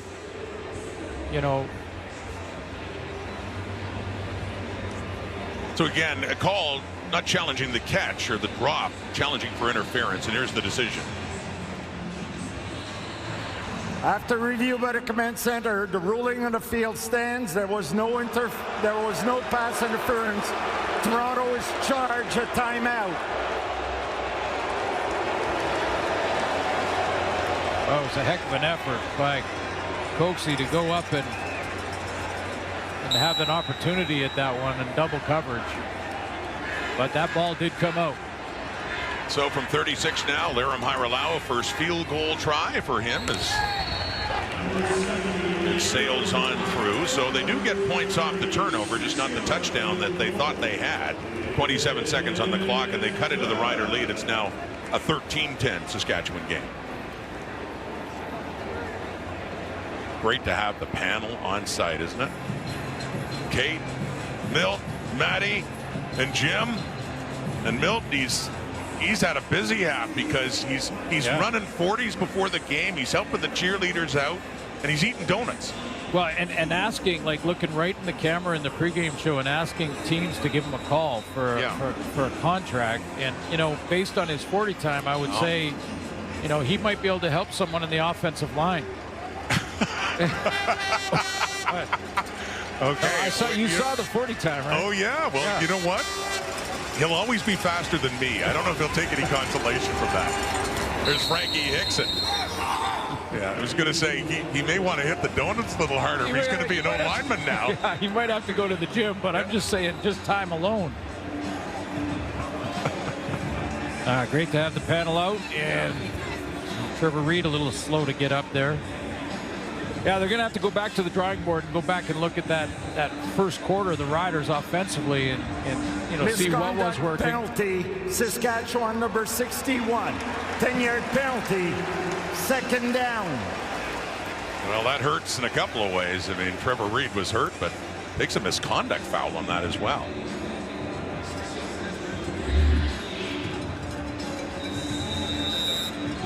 Right at the top of your screen, number 61.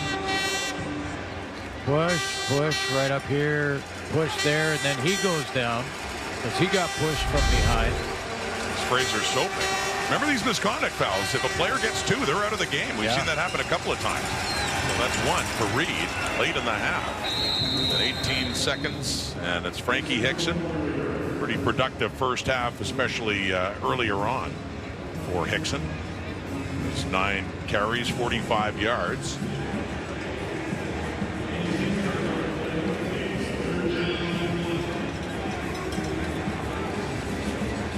Mentioning the halfway point of the season, first half of the season, Chad Kelly suspended, so this is his first game of the season tonight. The Riders made the turn last week with their dramatic loss to the Alouettes. They're 5-4-1. They were 5-1 at one point. They haven't won in 4 games, and the Argos alternating wins and losses come in at 5-4.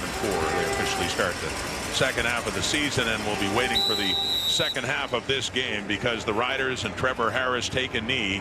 Thankful the way that second quarter went that they are still leading this game by a field goal. Really good first quarter for Trevor Harris. Not so good for Chad Kelly, but Chad Kelly got some drives going in the second, and Harris had some issues.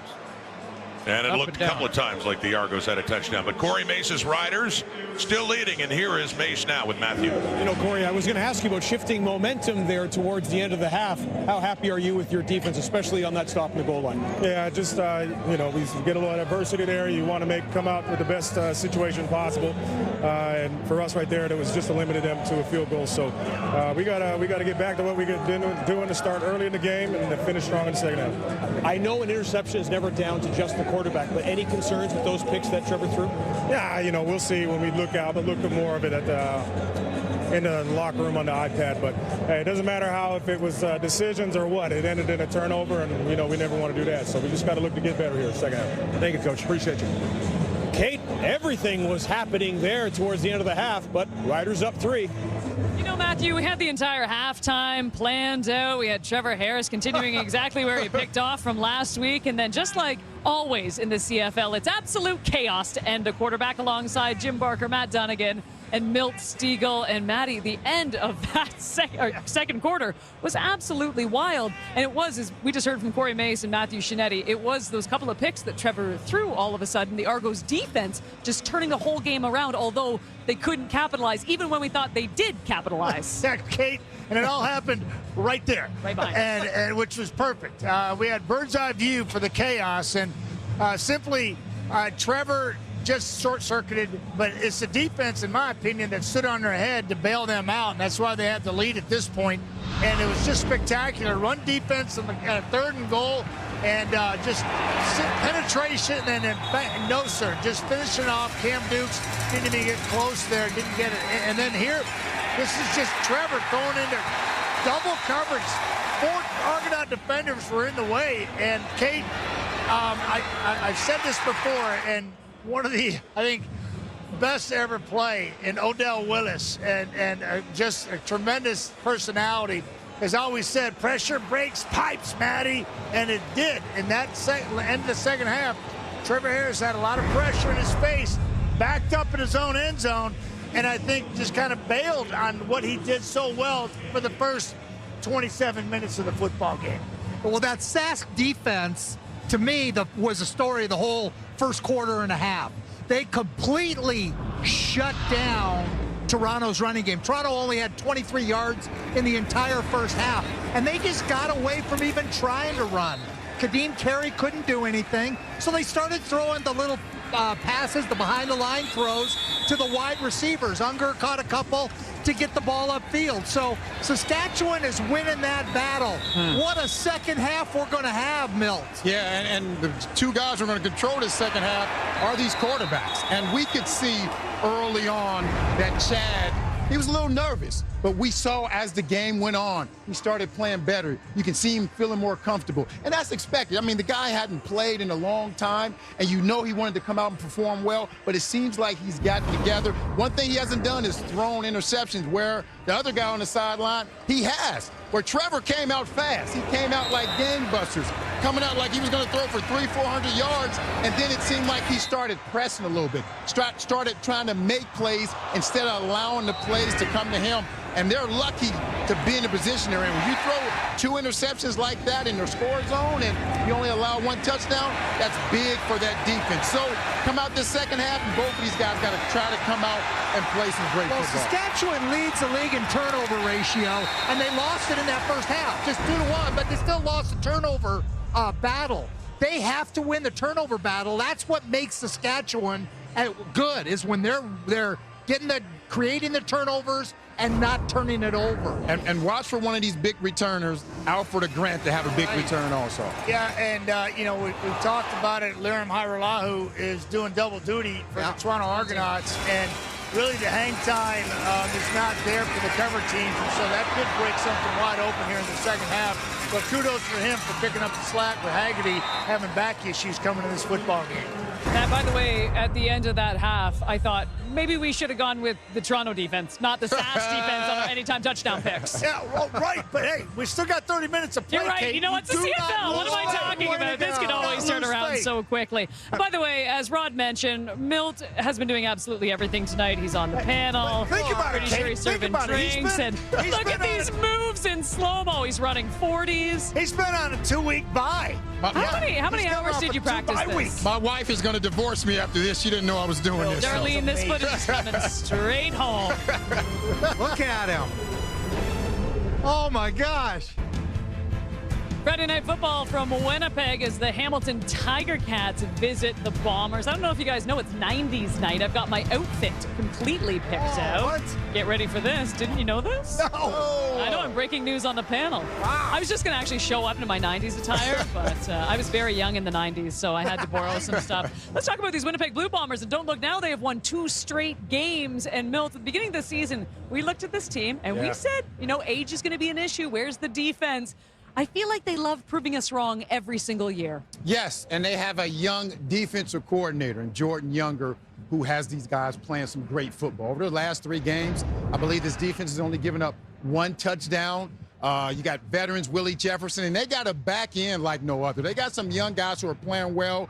Ford, who could be possibly the top Canadian in this league. They're playing some great football, and that's the reason why they're back and to have an opportunity to win the West. They're 2.5 games behind Saskatchewan. So if this defense continues playing the way it's playing, Zach and that offense now is catching up. Once again, these Winnipeg Blue Bombers could be back in the Grey Cup again. Well, back in the offense, too, is I can't believe you didn't mention this guy's name, Kenny Lawler. Oh, yeah. Yeah, I mean, that's a weapon that I know Zach Collaros is happy to see back. And he had that in with the young talent that's been doing the job in his absence, along with Dalton Schoen.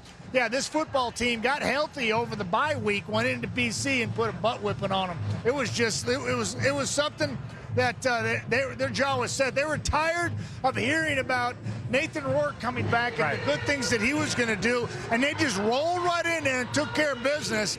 And I think Hamilton, certainly, and Bo Levi Mitchell knows that they're coming to town hot, and they got to play. And turnovers can happen because Winnipeg will make you pay every time. Well, I'll tell you this. Hamilton brings Chris Jones back to coordinate the defense, and there'll be no more laissez-faire, I can guarantee you. He is focused, and he has a chip on his shoulder, and this defense will come out and play differently than the defense Bo had, and that helps. When you're a quarterback and you feel like you have to score every time you get it, it's tough. Isn't that the object of the game?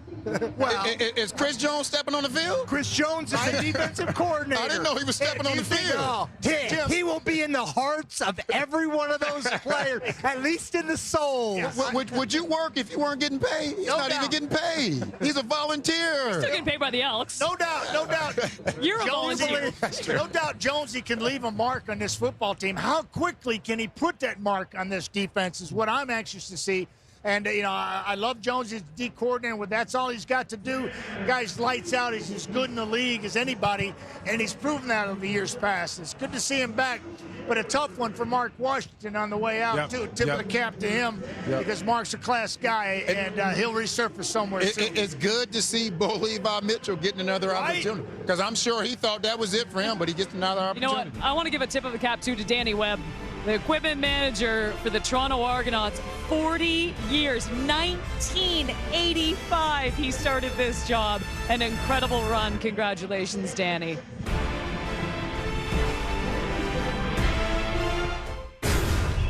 Halftime at BMO Field in Toronto with the Riders leading the Argos by 3. Here are the stats. Real good start for Trevor Harris of the Saskatchewan Roughriders. Second quarter got into some turnover problems, a couple interceptions by the Argos. 10 points they've scored off those turnovers. Those stats brought to you by New York Fries. And here's Deshaun Amos, who has a pick in this game with Matthew Schnetti. Deshaun, any playful chirping with DeMonte there? You were able to get your hands on the ball there. How much of a momentum changer can an interception be against a quarterback like Trevor Harris? It can be huge, man. That's our standard on the back end here in Toronto. Get the ball, so we know what kind of advantage we can give the offense. We can put points on the board ourselves or, good field position for the offense so they can put it in themselves. It's not just you guys in the back end, though. Take us through that kind of chemistry between the front end, because putting pressure on him has seemed to lead to those turnovers. I mean, we just said it in the locker room. We told the D-line, we go as they go. So they put pressure on the quarterback, make them throw it up. We take the ball out the air, man. We work as a unit. Thanks, Deshaun. Yes, sir. Well, defense really stepping it up in the second quarter when it looked like Trevor Harris was having his way with them in the first 15. Yeah, they got into some press coverage, tightened up on defense, and I would agree with Deshaun Amos that it does work in combination and they have to work together. But I always have said pressure trumps coverage. If you had to have one great aspect of your team, pick pressure over coverage. Make them get rid of it fast. Exactly. Force a mistake. And Harris has thrown a couple of picks. Argonauts to kick it off. Saskatchewan gets the ball to start the second half. Mario Alford with it, taking it at the 15. 3-point lead, Riders to start the second half. Here we go. And he's finally knocked down, but after a good return up across the 40, but the 43 for Mario Alford. Look at Trevor Harris and what he did in the first half. Yeah, it came out red hot. I mean, he started 3 for 3, hit a nice corner route to Myers and a couple of deep balls. There was the corner route, cut right out of the gate, finished with a field goal, then put a drive together for a major that went 7 plays and 69 yards. He was 4 for 5 on that drive for 41 yards passing, a couple runs by Hickson as well. And then the second quarter, that Argo defense stepped up. And he threw a couple of interceptions. Look at the difference. 8 for 9 start and the difference is, but 2 interceptions and 3 passes. So short one there to Kean Schaefer-Baker, and coming in is Royce Metier, the veteran Argo safety, to make that play and force a second and long now for Saskatchewan. It's an important catch for Kean Schaefer-Baker. He only had a couple of targets. He needs to get his hands on the ball, get back into the swing of things, and he can be a real weapon. Suffered a shoulder injury back over a month ago. He missed 4 games, his first game back. And with that, targeted 3 times, 2 catches and 11 yards for Schaefer-Baker. To University of Guelph, just down the road with the Argos training camp. Deep block. Oh, nearly intercepted again. Robert Priester, they had him covered. Amos was there, and Priester was there on Kean Schaefer-Baker. Yeah, it was really a bracket coverage on 89. I mean, he's going straight down the seam, nothing real fancy about it. And there's Amos coming over from the outside in, and Priester inside in a trail position. They had the best shot at it, so almost a 3rd pick. Really should have been. You look at the coverage all over Schaefer-Baker. Robert Priester had a shot at that one, which would have been the 3rd pick thrown by Harris. So as it stands, they will punt it away at Adam Korsak. His 2nd year as the Rider punter. And another beautiful punt. This gives no chance at all to Janarian Grant. That's how you limit the damage by number 3. Make punts like that, 54-yarder right out of bounds. Yeah, well, Adam Korsak has done a couple of those, and we've seen that a couple of those in the first half, and that's how you do keep it away from Janarian Grant. Or if he gets it, he is caught inside the sideline, inside the numbers in the sideline. That really helps the cover team because it shortens the area. He catches it in the middle field. He can go either way with all that great speed. So good directional punting can really help your cover team. One of several Australian punters in the Canadian Football League. John Haggerty's another one. 2nd in the CFL in punting and very accurate, but he got hurt in the pregame warm-up. And so it's Liram Hairala, who is also an experienced punter. He is their kicker, but he is doing both in this night tonight. In the Toronto 12, Chad Kelly hands off. Argos start the second half in a 3-point hole. Made it a lot more interesting thanks to the defense setting up that offense for a chance at some points. Yeah, but I thought in the second quarter, Chad Kelly started to play a little bit more relaxed. I would agree with Milton at halftime. I believe it was Milt who said that he looked a little nervous out of the gate. Not surprised. He knows all eyes were on him for a lot of reasons, and it's a little shaky in the first quarter, but took off and ran one time. I think taking those hits will help too. Kadeen Carey picked up 3, 2nd and 7. Quickly, Kelly to the right and caught it. A first down, 2. A quick hitter there to Richie Sindani. You look at the work that Cameron Dukes and Nick Arbuckle did in relief of Chad Kelly, and I said again, a real admirable job for them to be 5-4 without their starting quarterback that led the team to 15 wins last year. But they weren't real good at the deep ball. I mean, they weren't real good at the big plays down the field. We're talking 5 in 9 games. And that type of pass is what defined Kelly last year in their successful season. Swinging it out and greeted immediately as Devaris Daniels. That's DeMarcus Fields, who timed that one up perfectly. They had some success, the Argos, in the first half of this game on these bubble screens. Ungerer had a couple of big runs, and you know that the Rider defense went back, looked at the tablet, at halftime went, okay, how do we stop that? Close on those. Unless they run a double move, and you're going to have help over the top anyway, you got to close quickly. Don't let them get started. It's a loss of 2. And then pass to Daniels. Rider defense sending some pressure on Kelly. He's been sacked once in this game, and that's the second time. You were talking about pressure for a defense, and that's what the Riders choose, and it works out well. C.J. Rivas has had a good game. In on the act with all that heat for the Riders. Well, one guy, Rod, that's having a great year is Micah Johnson. And Micah Johnson at 35 years old, taking the double team here, pushing at the double team, closing off any escape lane, and helping out with C.J. Rivas. He took 2 guys in the offensive line, ate up all those blocks, didn't allow Chad Kelly to escape, and then his teammate C.J. Rivas got there. Oh, Micah Johnson for an interior lineman too. You're right. He 1 year with Calgary at 14 sacks. A lot by a tackle. A lot by anybody. And helped out with that one too. 45-yard punt. There's Mario Alford. Finds the edge. And he gets across midfield. Good return by Alford. Once again, for the second time in this game, the Rider defense bringing the heat. Get to Chad Kelly. Micah Johnson, C.J. Rivas. Kelly goes down. 3-point Rider lead.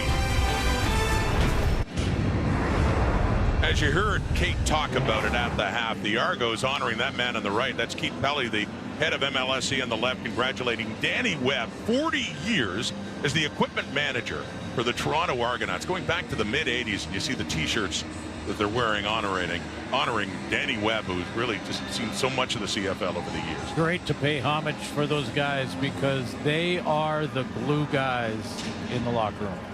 And they also help set the tone. You know, whether it be their toughness after a loss, you know, a shoulder or an ear to listen to, you know, some ranting at times. Their job and the logistics of it is hard enough, but boy, sports psychologists should be beside their title too. A number of them. That's Frankie Hickson in the carry, but he goes back and said 1985 and worked with some of the legends, of course, the game. Doug Flutie was with the Argos back in 96, 97, won a couple of Grey Cups there, and a younger Danny Webb. But we were talking before about some of the legendary equipment managers, George Hopkins in Calgary, Dwayne Mandrusiak for so long, and in Saskatchewan as well. Norm Fong for years and years before I got there and through that, and then well after I left. Harris flushed out of the pocket, decides to take off, and he does have a good run. Trevor Harris, don't see him run off, and remember, coming off a knee injury as well as he gets it inside the Argo 40. Got the brace on and chose not to hook slide like legs first and put his knee out there in front of this hit, so he rolls down and turns down. So yeah, but just again, congratulations to Danny Webb, and I know Matt Dunnigan down here in the panel has worked with him and knows just how important those guys are. There they are hanging out. And Maddie needed an extra large just for the arms. Yes, he did. Wearing that T-shirt, and Matty talked a lot about the different equipment managers that he's worked with over the years in his career, mentioning George Hopkins and, of course, Wayne Mandrusiak at the start of his career in Edmonton. Legendary career he had. Well, they really do. They set the tone. They're the glue guys. You know, when the team is losing and struggling and having issues, they can help unite and bring the guys together. You know, they're working long hours too, especially after road trips and things like that. I remember Grey Cup 2022 at Mosaic in Regina when it was Argos Bombers and Danny Webb up late. I remember having to be talking about him going over footwear, the ideal footwear for the conditions you'd have in late November. Four-man rush quickly by Harris. By the way, and I'll wrap it up here, but I still think Dwayne Mandrusiak cheated when it came to Gizmo Williams cutting that lawn and the shoes that they could find for him to wear. That's sounding like a bitter memory for you in that rivalry with Edmonton. Okay, I'll let it go. I'll try to let it go. Sure you will. Absolutely. They can make all the difference they have, and remarkable to see in this league. By the way, Trevor Harris, you saw him earlier in a congratulation for Danny Webb. Of course, Harris started his career 2012 through 15 with the Argos. Knew Danny Webb well. But off the field now, and a field goal try coming up as that drive stalls, and Brett Lothar having a better night tonight. 2 for 2. This one, the 40-yard attempt. And this one starts heading left, but he tucks it in that left upright. So Lawther gets another one. 3 for 3 in the night and 3 big points as he heads off Saskatchewan. And a 6-point lead now, third quarter.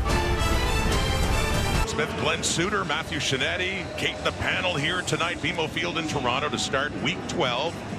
And it's a close one here. Chad Kelly and the Argos back on. They had closed the gap late in the half. It's now a 16-10 lead. 3 on the board more for Saskatchewan. So on that sweep, it's Denarian Grant. Cuts the corner, tries to stay in bounds, but a good pickup in a rare offensive play for their special team star, Denarian Grant. Yeah, get him in there, mix him up a little bit, get the ball in his hands. We've been talking about the great directional kicking by Saskatchewan that has limited the return possibilities for Denarian Grant. So Ryan Dinwiddie's saying, hey, let's hand him the ball.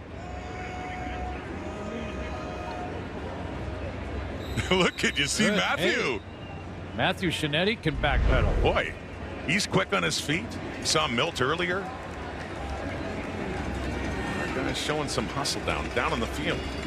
2nd and 4. Maybe Matthew should race Milt. There you go. Made for TV event, isn't it?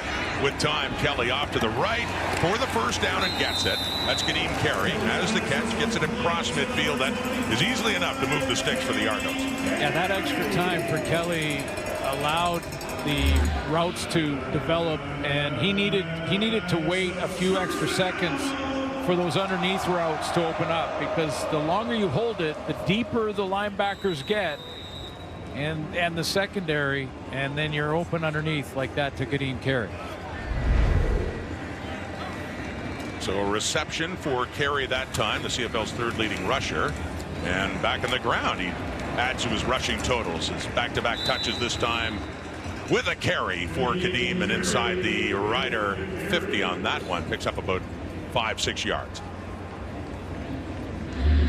You know, when you look at a stat line like tackles for losses or fumble recoveries, and then overall tackles, and that's one where Jameer Thurman is a leader, you just start to say, what does that mean exactly? What it means for defenders is that they're around the ball all the time.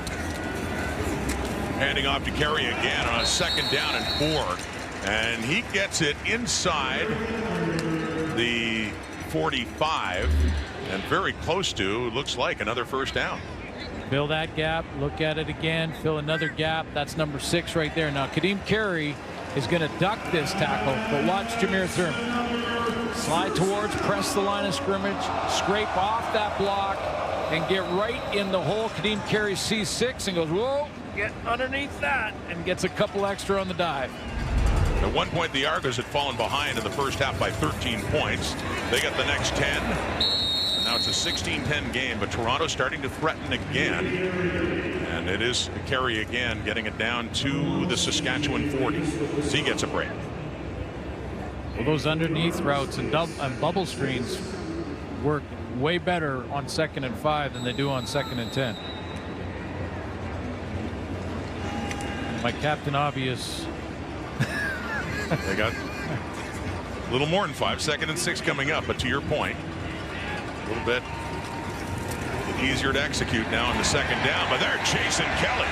Flushed out to the right. Brian Cox the closest. He gets rid of it. It's caught. DeMonte Coxey has it. And they make something out of that. And a big first down for Toronto. A pickup of 30 yards. Well, this is a great play by both quarterback and receiver, because Coxey's going to keep working with his routes, and Chad Kelly's going to escape here. He finally gets outside and contain. We've seen him do this. We saw him do it a ton last year, and then Coxey gets that left foot inbounds. You only need one. And boom, right there. Beautiful work on the sideline for DeMonte Coxey, who appeared to have a touchdown, or so we thought, in the first half, only to get a different angle and see that that ball had been dropped. So down at the 10, it's a 1st and goal. Quickly down near the 1-yard line. A quick one coming in is Coxey. That'll be a 2nd and goal coming up as the Argos are close to that Rider end zone again. Kelly wants to see if he's got a one-on-one on the backside. He tried to get Milligan to move closer to the middle on that play. And they go tempo. They hand off to Carey, and the Riders, they stiffen up. Looks like a little loss. Brian Cox in there. Jameer Thurman as well. That Rider defense. The last time in this situation, Toronto went with a shotgun formation, and they were a couple yards from the goal line.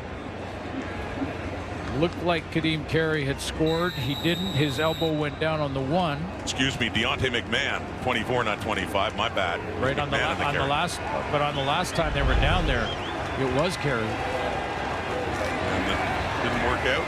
End zone lob nearly intercepted. My goodness, Deontay Williams could have snuffed that one out with a pick, and he knows it. That close in the end zone. Yeah, there's no way that 4 receivers should be that close together there.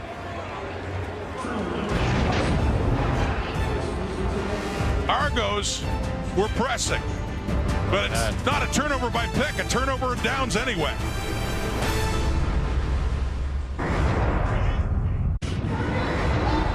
Yeah, this is a mistake by Chad Kelly on that play down at the goal line. This is a screen to Kadeem Carey. The receivers are set to block. Kadeem Carey's coming out of the backfield. He's going to be the intended target, and Chad Kelly thinks Ungerer is the intended target. And he throws it out as if it was a hitch screen to the wideout, not a screen in behind a bubble screen to Kadeem Carey. Look at his reaction right here. I mean, he's like, come on, that was my play. So instead, the Riders take over on downs. Mentioning Deontay Williams, he could have had the pick, and that would have given them slightly better field position, but still, it is Saskatchewan football, and again, they've been tough. Seen that before, forcing a turnover and downs when the Argos are in goal to go. Yeah, well, that's 3 now. That's what the panel was talking about, and how even though Trevor Harris got into some turnover issues, the defense bailed him out. They really have. It's a 2nd and 8. They are deep in their zone. Trevor Harris with Frankie Hickson beside him. He throws it to Emelis. Samuel Emelis has it, but inside the 10 still, so it's 3rd down. So they bought a little bit of space, and certainly better than the alternative with the Argos pressing for a touchdown, but they will still be punting from their end zone. And if they do punt this, they've been real good at directional kicking and putting it between the numbers and the sideline. And that's the goal, to get your cover teams so they don't have to cover 65 yards wide. They only have to cover about 25 yards from just outside the numbers to the sideline. So it's a little tougher, though, when you're kicking out of your own end zone. Korsak standing in his end zone. It's a 6-point Rider lead. He has punted well. And he's going to the right again. Make it difficult for Grant. And another beautiful punt. They blow it as he had stepped out of bounds. They're just giving Grant no chance at all. 64-yard, brilliantly placed, long punt by Adam Korsak to flip the field for Saskatchewan. Talk about points off the board for the Argos in this game. First half, 3rd and goal. Cameron Duke's in. C.J. Rivas comes in. Jameer Thurman too. And then just moments ago, the same end of the field, Chad Kelly on 3rd down, knocked away Deontay Williams. So that Argo offense with Dinwiddie. They have to regroup and talk about this. Let's go down to Matthew. Yeah, 2 blown opportunities inside the 5-yard line, right by the goal line, is something that Ryan Dinwiddie did not like to see, Rod. So he held an impromptu meeting with his entire offense, save for Chad Kelly, who was sitting next to quarterback coach Mike Miller. And the message, not too passionate, but certainly deliberate. Remember, guys, it's assignment, alignment, execution. We're getting to a critical point here, even though it's the 3rd quarter, and the Argos really need to put the ball in the end zone. Rod. And Matthew, you look at the score. It's a 1-possession game. Riders with a 6-point lead. Just what a difference with those plays by the Saskatchewan defense near the goal line. Yeah, no question. I mean, what could the score be? I mean, the Argos in the red zone, 13 of 19 coming into this game. That's almost 70%. Real good. That's going to take a hit. Has been so far as Kelly quickly knocked away. Batted down at the line of scrimmage, and it's C.J. Rivas having himself a game. Gets the hands up. Yeah, he is. And it's been often on the pressure that Corey Mace has been talking about, you know, different looks and different guys stepping up, and raved about the start to the season for Roland Milligan. And talk to him next week. It'll be number 1 that he points out, because he's having himself a game. Knocked away, so at the Argo 34, it's a 2nd and 10. Kelly in Toronto. He has time again. He steps up, and he's looking deep, and a flag is out just as he threw it. And it's caught. Big play. Is it coming back? DeMonte Coxie has it. Down close to the Saskatchewan 20, but you saw that flag come out. Attacking receiver, Saskatchewan number 42. That penalty declined. First down. Big gain for the Argos. 53 yards, their biggest on the night, as that penalty goes against the Riders. Chad Kelly is taking this shotgun snap. We've seen this a few times, and with the protection, he steps up, gets on the run. That's a tough throw to make that far down the field. He gets it done, and earlier in the play, Adam O'Clair had an illegal contact. That'll be declined, and the Argos will take the play. Well, here come the Argos again. They've got it down to the Rider 23. One big play, Kelly to Coxie, and here they come. Down by a score. Kelly has time, and he's looking to the end zone, and again a flag is out. Marcus Sales too in the late coverage on Coxie, who wants another flag on that. There was one out earlier, but didn't like the coverage there. Here we are late in the 3rd quarter. For the calls here.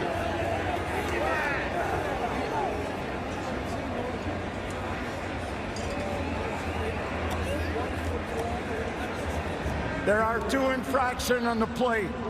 Holding, Toronto number 58.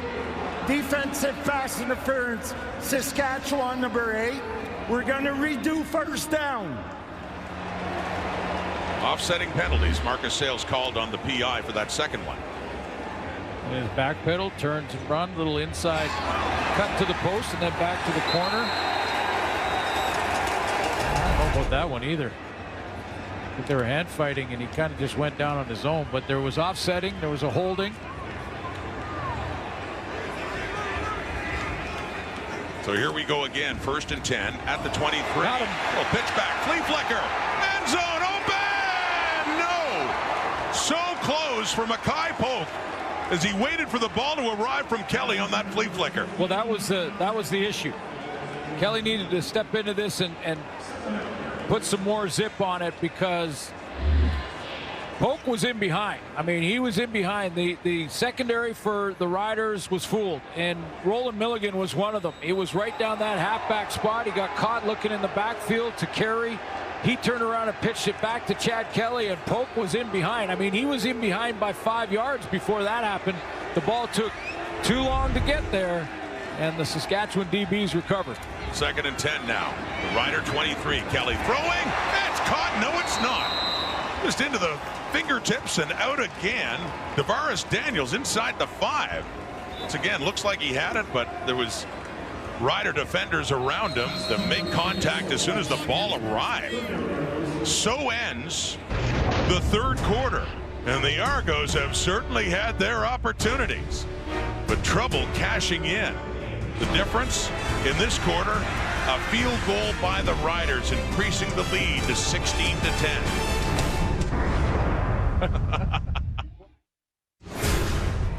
Back here at the X, you saw a little whack-a-mole heading to break. The Argos offense having a little version of whack-a-mole just when they think they have it. Another problem props up, and so they're still trailing the Riders.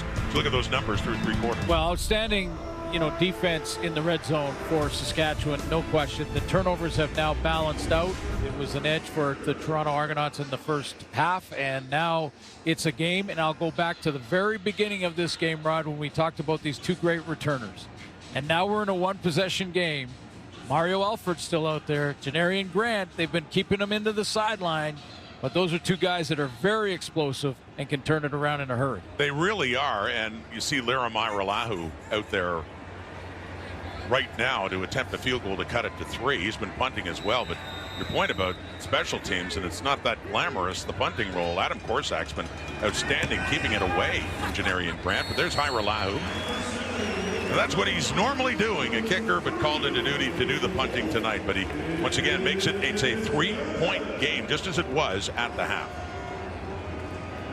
And this is the 4th quarter now. This is when your cover teams start to get a little fatigued. You start thinking, got to cover another punt. It's a 45-yard brawl, and one guy misses his lane, and these 2 guys will make you pay for it. And they both have one. Top 2 guys in the league, in my opinion. And there's some good ones. I mean, Montreal's got a good one. There's some great returners in the Canadian Football League, but these 2 guys top the list. Got a lot on their resume. A lot of explosive plays. We saw that recently from Mario Alford. We've certainly seen it from Janarian Grant. So coming back and getting that is Dante Myers on that hitch, and he gets it up close to the 50. And it'll be a 2nd and short coming up here for Saskatchewan. Well, the start to this game for Trevor Harris was simply outstanding. It looked like he was on pace for a 400-yard game, had 355 in his first game back from injury last week against the Montreal defense. But there's his start, 8 of 9, 98 yards and a TD, and it's been rough slugging since then. From the Saskatchewan 49, it's a 2nd down and 1. Frankie Hickson looks like he has enough to pick up the first down for Saskatchewan. Hickson getting another start at running back for the Riders. That's his 4th of the season with the injury to A.J. Ouellette, who did play last week against the Alouettes. Trevor Harris, you know, we've seen some hitch screens, a couple of good throws on the out, some short corners, not really deep corners, and then a couple of benders in the middle, about 15 yards. You know, I would suggest to get the Argos off them a little bit, their defensive backs, take a couple of shots down the field. Kian Schaefer-Baker, first game back, just 4 targets, just 2 catches for 11 yards. 1st and 10 up near midfield. Harris flushed out, and he throws it. It barely gets past the line of scrimmage. Derek Parrish for 1, calling for a flag there. Well, if it's behind the line of scrimmage, you don't have to have a receiver near the ball. I believe that was behind the line of scrimmage, but Sam Emelis is... Poor Peter Godberg.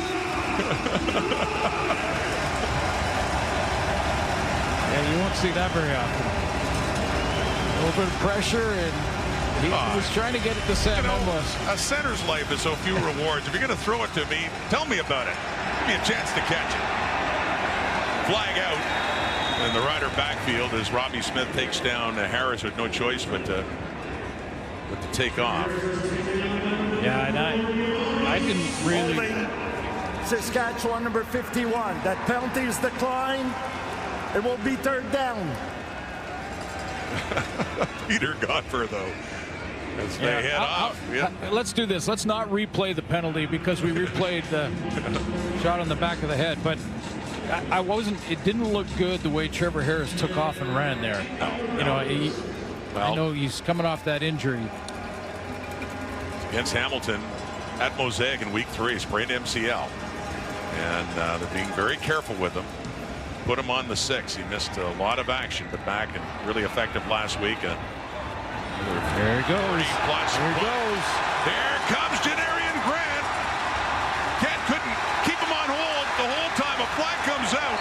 Corsack was the one trying to wrestle him down as he got away from that. But the biggest return in this game, and it belongs to Janarian Grant, who has haunted the Riders in the past. 48-yard return, but flags are out. Major foul, face mask, Saskatchewan number 10. 15-yard penalty will be enforced from the end of the run. Corsack had been able to keep the ball away from him, but when he had to try to tackle him, they're going to add to the total with that penalty yard. The CFL and the football world is mourning the loss of longtime coach Ken Miller, who passed away yesterday of cancer. Ken had close ties with both teams playing tonight. He started his CFL coaching career with the Argos in 2002, and as head coach of the Riders led them to back-to-back Grey Cup appearances in 2009 and 2010. Great coach, a true gentleman too. Ken Miller was 82 years of age. Beloved in Saskatchewan, especially for his time as the head coach with the Riders. Absolutely, and a father figure to all the players he coached. Chad Kelly, it's caught, it's down inside the 5. That's DeVaris Daniel. So here we go again with the Argos. They've knocked on the door many times, but it's been hard to find their way into that Rider end zone. But this is the type of throw that gets you down there again, and throw and catch, I should say, because that's a heck of an effort at the other end by Tavares Daniels to go out and just pull this in. Now, is he gonna get credit? It's automatically looked at. They say they're going to play, and Chad Kelly's trying to snap this quickly. First and goal, Argos. Kelly is still in there in short yardage and keeps it himself. They come in and take a look, but no, doesn't break the plane of the end zone. So a second down and goal coming up here for Toronto. You know, when you just thinking about Ken Miller and what a great human being he was, and you know, every coach we've talked to, every player that played for him talks about him as a father figure, a grandfather figure, how he built relationships. Football is a people business, and Ken Miller was he was the example. He was the guy who made it a people business, empowered his players to own that locker room, make it your own.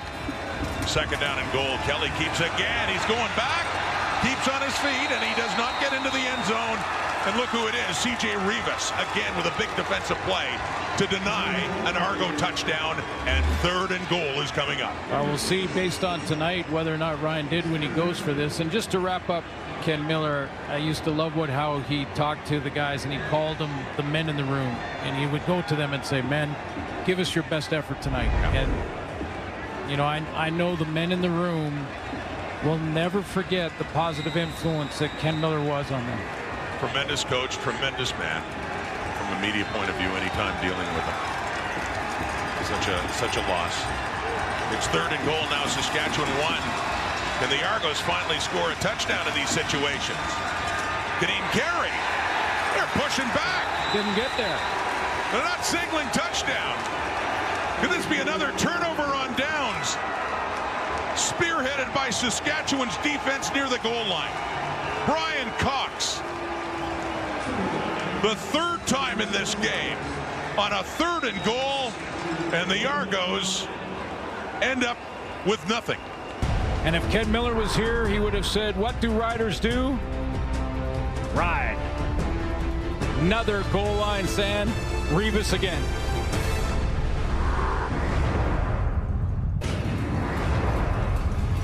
This Rider defense putting up a wall down on that goal line. This is a second down play for Chad Kelly, trying to take it wide and get around the corner. A real push in the middle caused him to bubble, and then C.J. Rivas gets involved there. Here's third down, and look at number one, stepping up. Some help from Eau Claire, and they turn it away. What a night for C.J. Rivas. 8 tackles, a quarterback sack as well.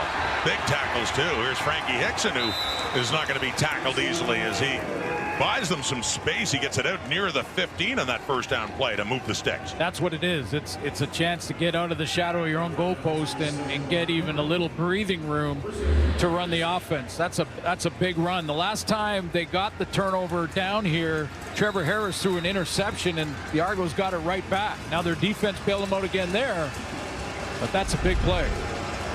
Another good performance by Hickson, filling in for A.J. Ouellette. 15 carries, 77 yards.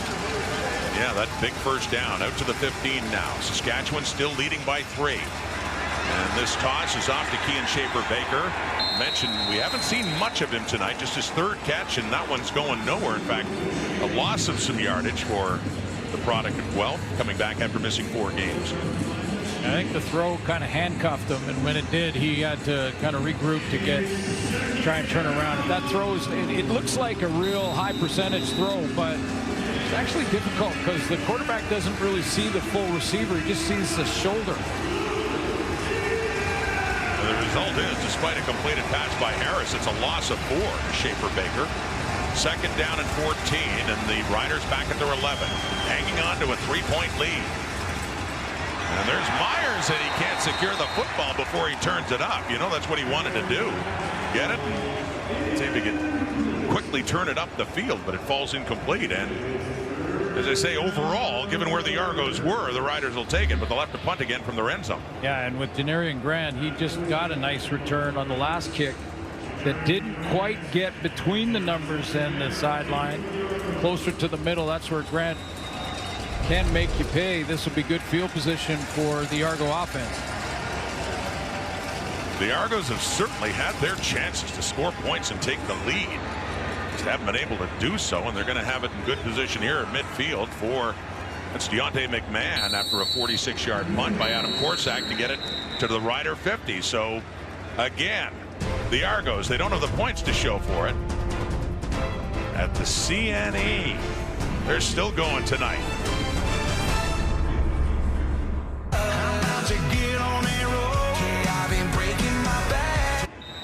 Back at BMO, 8.5 minutes to go in the fourth quarter. The Argos have reason to think they should be well ahead in this game, but they're not.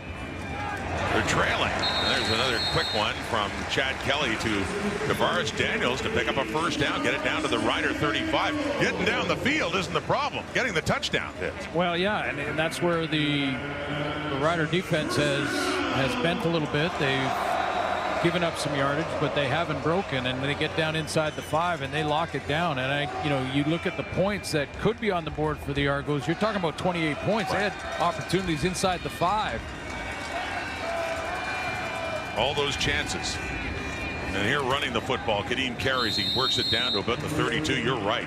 Denied it 3 times on 3rd and goal, so that's a possible 21. Another time when they thought they had the touchdown, had to settle for 3. So you had 3 points instead of a possible 28. And so if he gets into that situation one more time, does he kick the field goal on 3rd and 1? You got to wonder now. I mean, now it's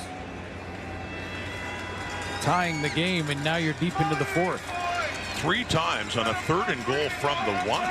Last time out, they had a 1st and goal down there at the 1. Just couldn't punch it in. Kelly to the right. It's caught. Down around the 25. That's Mackay Polk with another catch and another first down for Toronto. Past the midway point of this 4th quarter as the Argos are trying to improve to 6-4.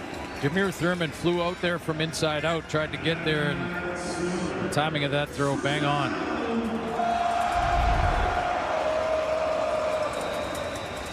And the Riders just trying to hang on at this point, nursing that 3-point lead. Lower scoring second half. Under 7 minutes to go. Right at the 25 and a 1st and 10 for Chad Kelly. Taking the handoff, throwing it off to the right. Janarian Grant. He spins around and he makes something out of this. Grant, mentioned before, he's not used in offense very much. Has that catch, and it'll be close to another Argo first down, closer to the 15. Yeah, and we talked about it from an Argo perspective last time he got the ball on offense, and this time we talked about from a Saskatchewan perspective, which is once he's out there on offense, you know what they're going to do. They're going to throw it to him. He just made a bunch of people miss there. Whenever you see a star returner used in offense, you know they're just trying to, you're right, trying to get him in space and let him work his magic. He certainly did nice that way, cutting it back, turning around. Kadeem carry, going nowhere. Lost a couple of yards too. CJ Rivas. Wow. And the reaction from Chad Kelly too, Rod, was interesting. He turned around when the call was that running play, kind of threw his hands in the air. Deep set here for Kadeem Carey. Really allows, and guess who fills the hole? Micah Johnson in the backfield. Been known to do that in the course of his great career. And so 3rd down, and they get pushed a few yards back, and it's a definite field goal situation now. They need something to show for all this offense they've had in the second half. Liram Haralahu. And puts that one through. So finally, they do get some points. It's now a 16-16 tie.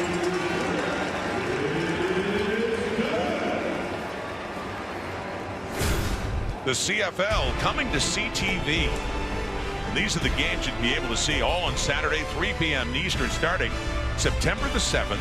That would be the Banjo Bowl. Saskatchewan versus Winnipeg. A week later, Ottawa versus Hamilton. But good slate of games. Yeah. And the East Final and the Eastern Semifinal and the Grey Cup, all to be seen on CTV. Yeah, that's fantastic.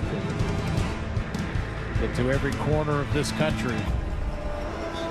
And we kick it off with the Banjo Bowl. That's a great way to start that rivalry. The traditional rematch after their Labor Day matchup in Regina. That one always in Winnipeg, the Banjo Bowl, September 7th. Here's Trevor Harris, open receiver 2. Who keeps going? That's Samuel Emelis. my goodness, and the way he was tackled, good to see him get right back up and jog. He was tackled awkwardly by Mark Milton, but a great play by MLS to get the Riders offense going. Yeah, this was what I was suggesting, about 2 or 3 series ago for the Rider offense. Like, even if you don't complete this, you plant a seed in the DB's head that you are going to throw it deep. You will throw it deep down the middle, and MLS, it's a nice job of making that catch. Boy, it's amazing he got up and was fine, because that looked like it hurt. I'm going to say you fear for them when they're going down like that awkwardly for the knees, but it's turned out, thankfully, not to be as bad as it looked, as MLS got right up. 1st and 10. Argo 36, Saskatchewan. A lower throw. It is caught by Keyshawn Johnson, and he is forced to go down to get it after a pickup of about 5 yards for Saskatchewan. Trevor Harris had to pick himself up off the turf on that one. He threw right into the teeth of that blitz. Robbie Smith coming in off the edge, and he has to step into the teeth of this blitz, and boom, that one hurt. Robbie Smith, veteran out of Wilfrid Laurier, been a fixture on that defensive line for a few years now with Toronto. It's a 2nd and 7. The Riders at the Argo 33, 16-16 tie, 4th quarter. It's caught, and MLS trying to keep his feet and get the first down. He'll end up just a couple of yards shy on that play as we get closer to the 3-minute warning. Well, Brett Lowther's got a big one here.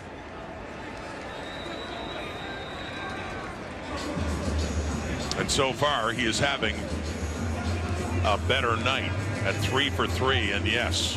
Now he's got to think about it, because it's a 3-minute warning. 3-minute warning as they think about trying to get a 3-point lead again restored. Depend on Brett Lowther coming up. We're getting late here at BMO, 4th quarter.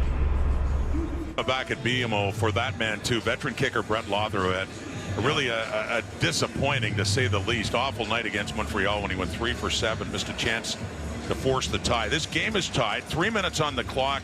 He's made from 43, 43, and 40, and this will be a 37-yard try. Perfect on the night at 3 for 3. Will that continue here and give Saskatchewan the lead again? With Adam Korsak to put it down. Lowther. And through it goes. Bottom line is he's 4 for 4, and the Riders lead again. Well, when that Montreal game ended, and he took full responsibility. He sat in the locker room and took all the questions from the media, took responsibility for the loss. His teammates have backed him. The coach has backed him. A lot of other coaches might have brought in another kicker immediately. They didn't with Brett Lowther. They said, he's going to fight through it. He'll be fine. We're going to get him back. We trust him. We believe in him. I know Trevor Harris told us that he texted him immediately the next morning to make sure he was okay. He's got his teammates behind him, and he's hit 4 tonight.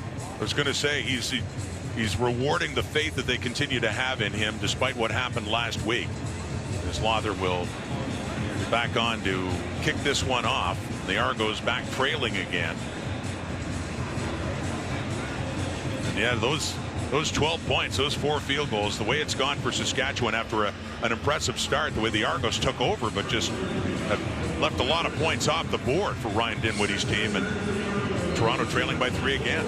I'll also say that if you are judged, if your career is judged on one game, nobody makes it. Right. Nobody stays for even a season, because everybody has that bad game. And that was the inspiring part that you mentioned Trevor Harris, Corey Mace as well, but unconditional, unwavering support. They talked to us about, you talked about how quickly Trevor Harris had texted him and reached out to him, just said, we got your back. Yeah. And that's, we believe you. You're going to be our guy. We got your back. And that's what didn't bring in any kicker, competition or anything like that. Let Brett Lowther work through it, and 4 for 4 tonight, but we got 2:45 left. An eternity, as you've often pointed out. We might need to go 5 for 5. Game's just getting started. Late here in the 4th. The Argos bobbled a little bit by Deontay McMahon across the 30 and the 35, pushed out around the 36. And so Chad Kelly and the Argo offense coming back on. And if you're just measuring, the yardage they put up in the second half and their ability to get down the field, it's been outstanding, but they just don't have the points to show for it. Yeah, red zone offense percentage has taken a major hit tonight. As I mentioned, it was at 70. It's no longer at 70. Took a big drop tonight, that's for sure. 3 times at 3rd and goal at the 1. 3 times denied. From the 37 and a 1st and 10, there's a deep look down the left. Coverage is there. It's intercepted. Marcus Sayles has it in his hands for his 2nd interception. And Kelly was down, helmet off, and complaining about a hit he took to the face. They're getting rid of that football, but it comes up. Another pick, another turnover for Saskatchewan. Marcus Sayles had a tough pass interference call last week. There's the hit that Kelly took. It was a pass interference call. I didn't think it was one. You know, it depends on what color glasses I guess you're watching the game with. But that's a big one for Marcus Sayles, who had another one. He had one coming in, and that was against the Argos as well. And that one went for a touchdown. Let's take a look at the hit. Let's see if it was high. It looked like the shoulder.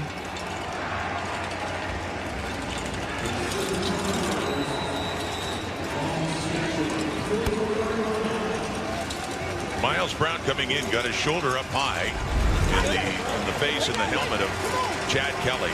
But yeah, Marcus Sayles against the Argos back in week 5 picked off Cameron Dukes, took it for a touchdown. One of 4 interceptions that Dukes had thrown that night. And the Argos loss at Mosaic. Timeout. Timeout. Toronto. I'm going to say it looked like Miles Brown lowered his shoulder enough to hit the target zone below the neck, above the knees, clearly above the knees, but we'll take one more look at it. There's already been a play run, so they're not going to go back now.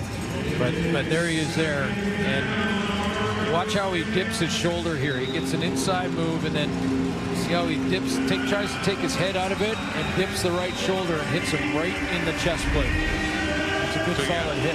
Yeah, hit him lower, and saw Kelly take off the helmet and pointing his jaw area. But 2nd and 8.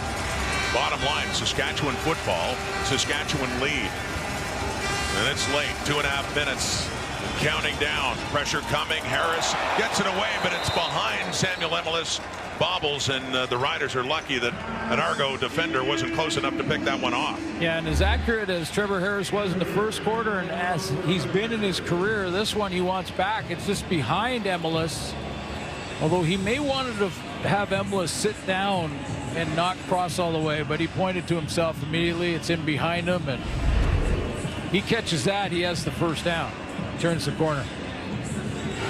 So very little taken off the clock. It's still at 2:20, and Kelly and the Argos will be getting it back. Janarian Grant at about the Toronto 15. But one big return, and topped off with a penalty as well for face masking, and that one goes Deontay McMahon's way inside the 25. McMahon and up to the 30 and a little bit across. So 19-16 Saskatchewan, 2:08 on the clock. Turnovers have been big in this game. Yeah, so credit to the team that came into the game leading the giveaway takeaway category with a +14, well above anyone else in the league, and they kept at it down to the goal line inside the 5, turned away, run game didn't work, and then this interception and Marcus Sayles.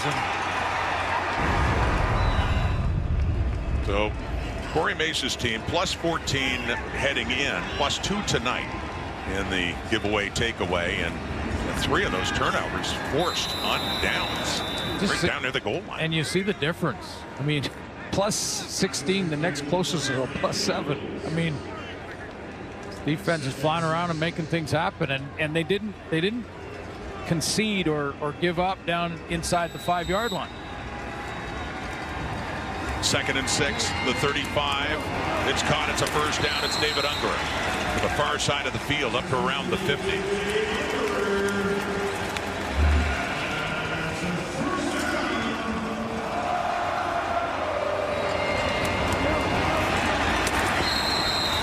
Unger has quietly had a pretty good night too. Only recently came back, starting the season on the 6th game after a productive season, his best season of his young CFL career with Toronto last year in his first season with the Argos after starting with Hamilton. So Unger the catch. It's up at the 50. It's a first down. 4-man rush. Kelly steps up. He puts it over for Carey, and it's a little bit short, as Carey's not able to get his hands on that as it rated as shoe tops. It's incomplete. Big down here, but take a look, depending on how much time this play takes. Likely 3-down football for the Argos. Kelly doesn't have to necessarily throw it for the first down. And first time this season an Argo quarterback has hit the 300 mark, as Kelly does in his first game coming out of the suspension. And back to pass again. Over the middle, deeper, in coverage too. Daniels, Deontay Williams was there to help knock that one away, and a 3rd down and 10 is coming up Toronto. That's what my point was. If you know, because of the time left on the clock, and you're Ryan Dinwiddie, that you're going to go for it on 3rd down, that you have to go 3rd down. You know, you don't necessarily need to throw it 30 yards on that play. You know, even if you go screen and get 7, now you're 3rd and 3 rather than 3rd and 10. This plays into Saskatchewan's defense hands. Different than goal to go, but nonetheless. Where's Revis? Yeah, 3rd down for the Argos has not been kind of. We got movement. Looks like the rookie right guard, Van Dal, who's been flagged earlier for procedure, and it looks like it's going against Toronto.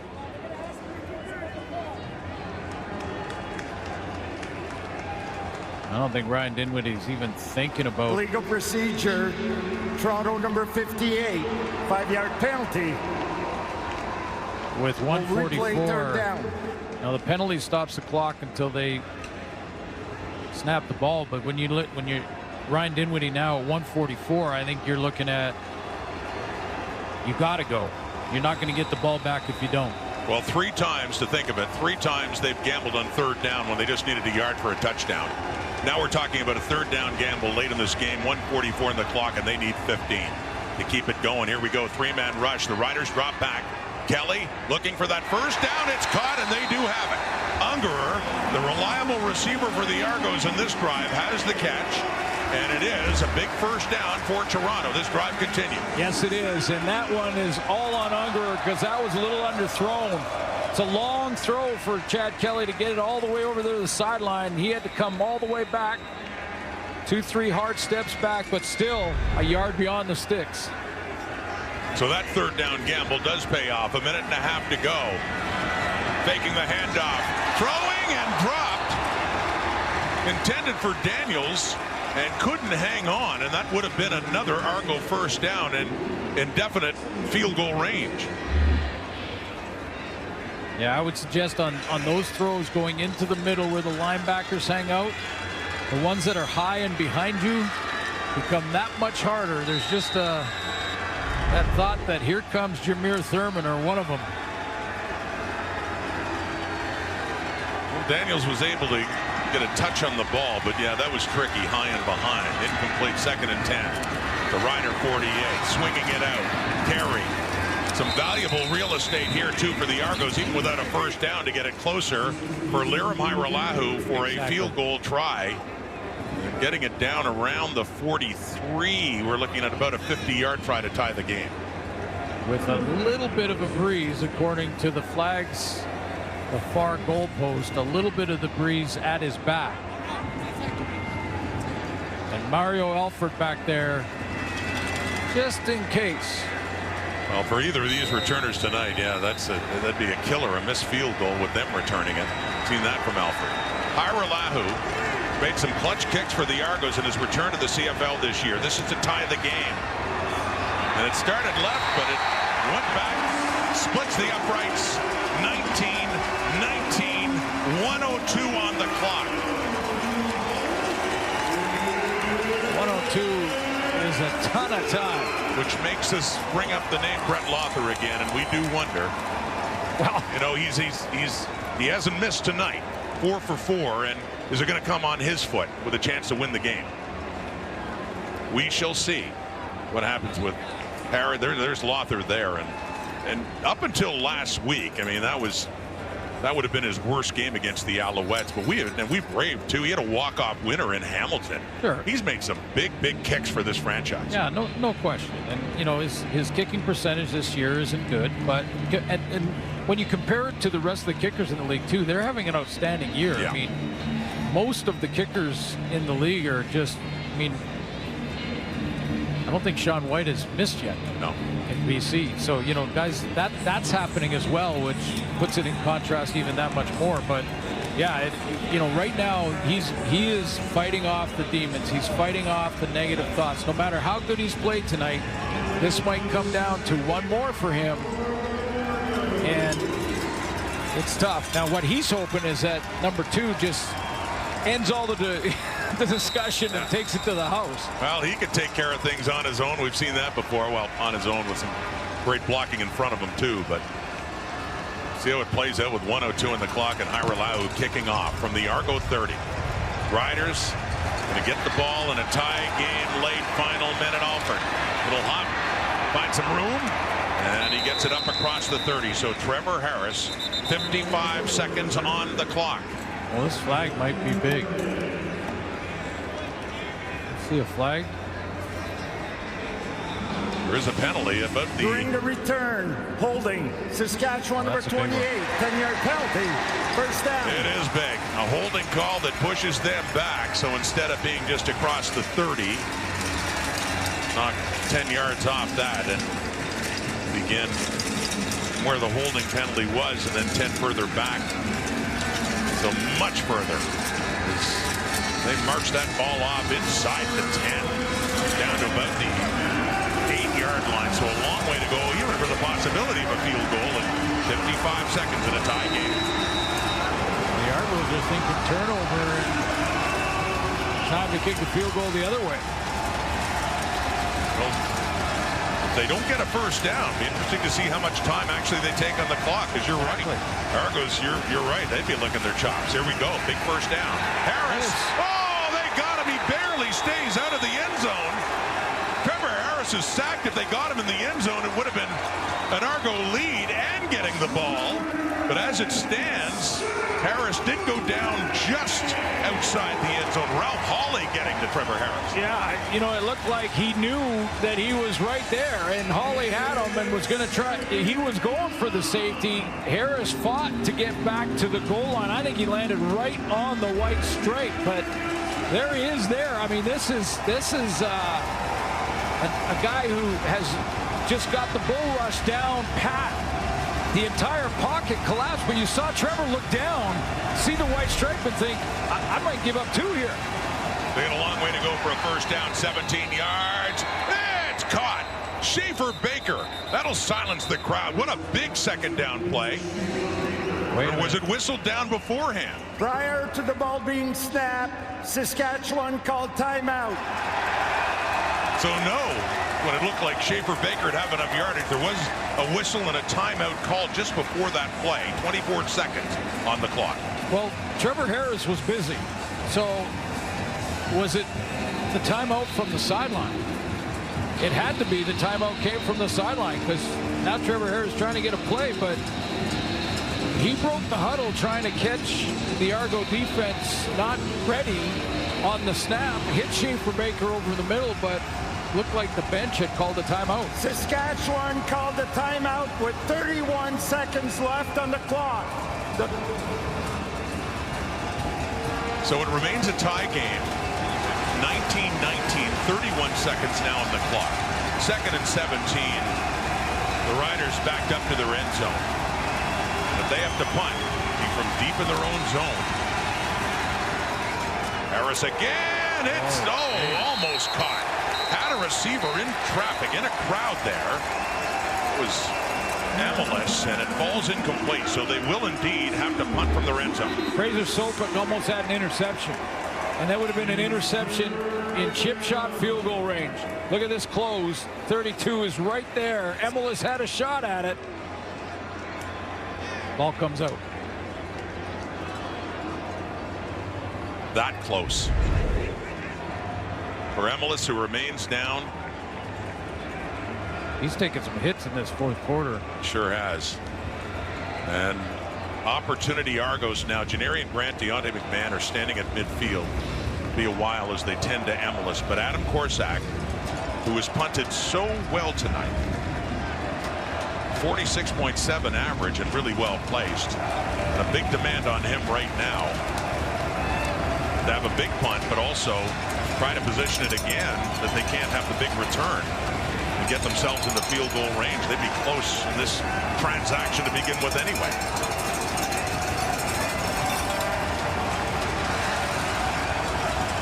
As soon as that official blows it in.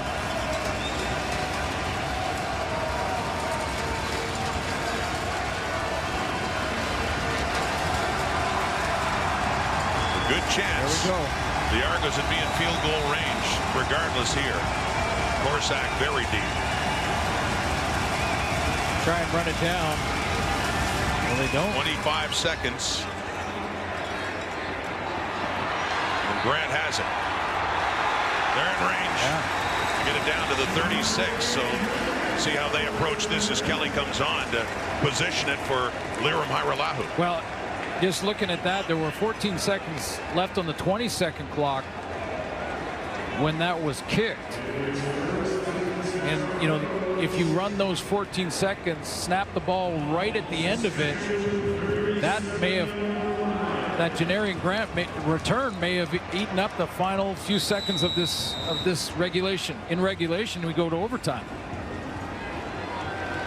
But now in the Grant return after the Korsak punt, 16 seconds on the ground, pick up a few yards, and they're at the left hash now. See if they just try on another play to center it up for Lirim Hajrullahu, who's actually coming on the field now on second down. Yeah, and this is not a bad strategy because you can go on second down if there's an issue with the hold or you have to fall on it, something happens like that, you can get another chance on at third down. But are they going to? Lirim Hajrullahu back in week 3 had a walk-off winner against Edmonton, and then a few weeks later against Winnipeg in overtime had a chance for another walk-off winner. Clock ticking down to 0. Final play for the walk-off Argo win. Hajrullahu heading left. Missed it. It heads out, but it's a single point, and it doesn't matter. He kicked it far enough, didn't get the field goal, but the Argos do get the win. And that was their first lead in this game. And it comes right on the final play. Well, the Argos left a lot of points off the board. Ultimately, they just had enough, just one more than the Riders did. Yeah, and this is going to open up a whole bunch of discussion throughout the week about winning a game on a missed field goal. But listen, it's a long discussion. It's a hamster wheel one, and let's just congratulate the Argos because you're right. They left 28 points on the board inside the 5-yard line. Good play by the Saskatchewan defense, yes, but that single wins the game. We're just disappointed there wasn't a chance to kick it out of the end zone in a classic CFL finish, but he hit it far enough. Chad Kelly returned after missing half the season. The Riders had the head start, and their defense did a wonderful job to keep the Argos from scoring more touchdowns and running away with this game. But ultimately, on the final play, Hajrullahu, a walk-off rouge. Milt Stiegel night in Toronto. The Argos win and get to 6-4.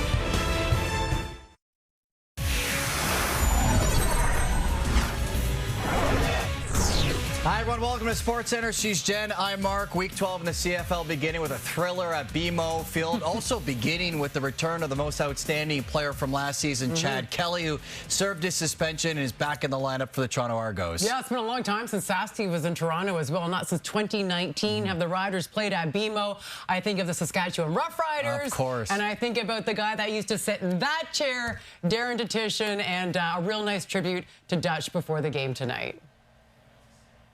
Prior to the start of the season, we lost a legend of Canadian sports broadcasting.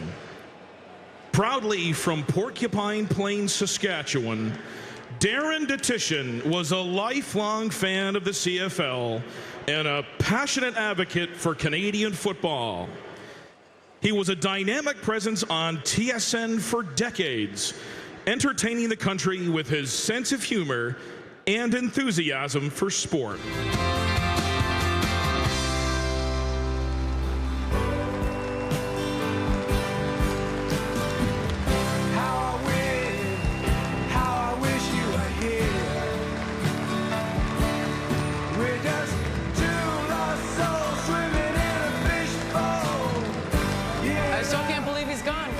That guy so much around here. As mentioned, Chad Kelly's back after serving a 9-game suspension for violating the league's gender-based violence policy on the Argos opening drive. Kelly's looking for Tavares Daniels, but it's incomplete. Kelly had just 43 passing yards in the opening quarter. The Riders are looking to snap a 4-game winless streak, up 3-0 late in the first. Trevor Harris finds Keyshawn Johnson. More heat coming. Good protection. And that's a touchdown. Harrison, his second game back after missing 6 with a knee injury. Saskatchewan's up 10-0. Second quarter we go. Now 13-0. Harris looking for Samuel Emelis. He's picked off by Deshaun Amos. Amos able to take it down to the 1-yard line. That led to an Argos touchdown. And that's going to make it a 1-score game. We are still in the half. Let's get back to Kelly. He airs it out for DeMonte Coxey. And it looks like he holds it in for the touchdown, but hold on. After an automatic review from the command center, it was overturned, ruled incomplete. The Argos managed a field goal on the drive to make it 13-10. Third quarter we go. Now 16-10 Riders. 2nd and 6 for Kelly. Scrambles to his right. He throws on the run.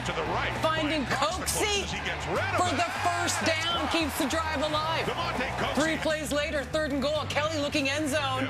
It is nearly picked off by Deontay Williams. Toronto turns it over on downs. And he knows it.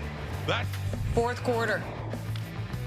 Still a 3-point game. Kelly takes it himself on 2nd and goal, but he is stopped short. CJ Revis with the stop. Then on 3rd and goal, the handoff to Kadeem Carey. Another stop from the Saskatchewan D. 3rd time the Argos are stopped on 3rd and goal on the 1-yard line. A little later, after the Argos tied it back up, Harris finds Emelis downfield, and that's a big gain. He picks up 34 yards on the play.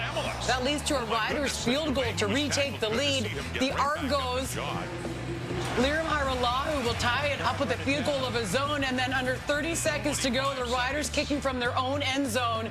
Javarian Grant runs it back into field goal range. They're in range. So the Argos with the field goal from 40 yards out. It is just wide. It's wide left, but this is the Canadian Football League. That's a rouge. That is 1 point, and the Argonauts escape with a 2019 win against the Riders. Argos have now won 7 consecutive games after coming off a bye dating back to 2022. Toronto has also won 14 of their last 15 at BMO, including 9 in a row against West teams. They won this one. Wasn't particularly pretty. With more from BMO, let's go to Kate Burness and the panel. And alongside Jim Barker, Matt Dunnigan, Milt Stiegel, and before we get to this game that was absolutely entertaining, Milt, you just love when a football match ends on a rouge. I can't stand it. I can't stand the fact that you can win a game by missing a field goal. I know that's part of the CFL. It's part of the CFL long before I got here. It'll be part of the CFL long after I'm gone, but I still don't like it. Imagine if a Grey Cup is won by missing a field goal. All right, let's get to Chad Kelly in the return. And JB, 322 yards, didn't get a touchdown, 1 INT, but overall, what was the assessment? Well, he looked rusty, I thought, but he made plays when he had to. They needed to get some big plays and got them against a defense that's given those things up. Not getting the ball in 3 different times down to the 1-yard line and not getting in. I mean, their defense played dominant, and Chad Kelly, I thought, didn't make the big mistakes and was okay. He'll get better, Matty, but that defense for Toronto in the second half, my goodness gracious. Yeah, they needed some help, and they didn't get it inside the 5-yard line from their offense. They were shut down several times by Saskatchewan D, who stood on its head. But at the end of the day, it was night and day difference from the first 27 minutes of this football game, and then the last 3 minutes right here behind us, Trevor Harris imploded, and the pressure from the defense was just relentless for the Toronto Argonauts. They knew where it was going to be on that spot, 7 yards behind the center, and they got the job done.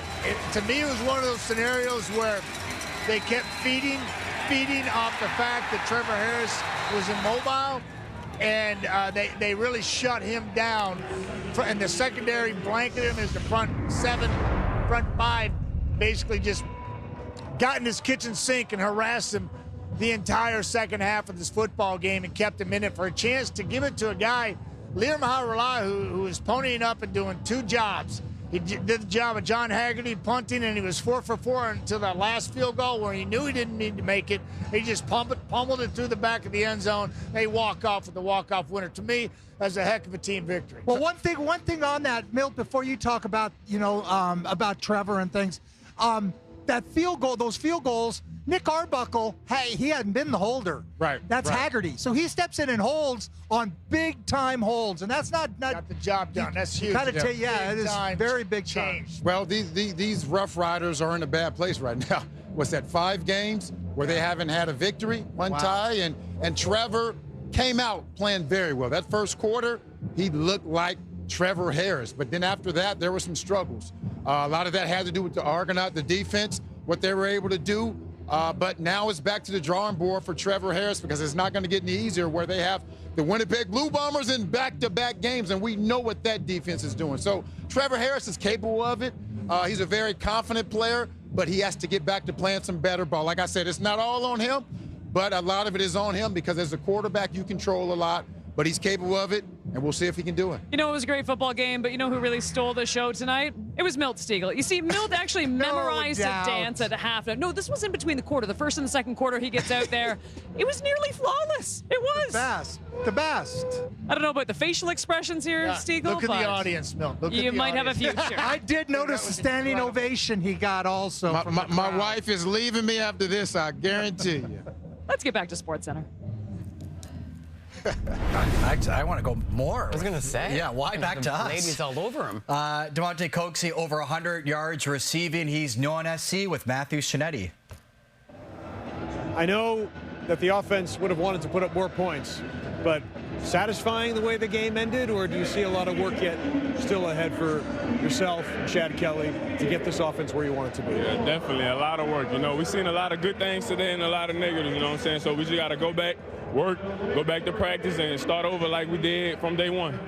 In terms of on the field with Chad, how important is it for you to make sure that you're always there for him in terms of being a safe pair of hands? And we see you going up for those contested catches.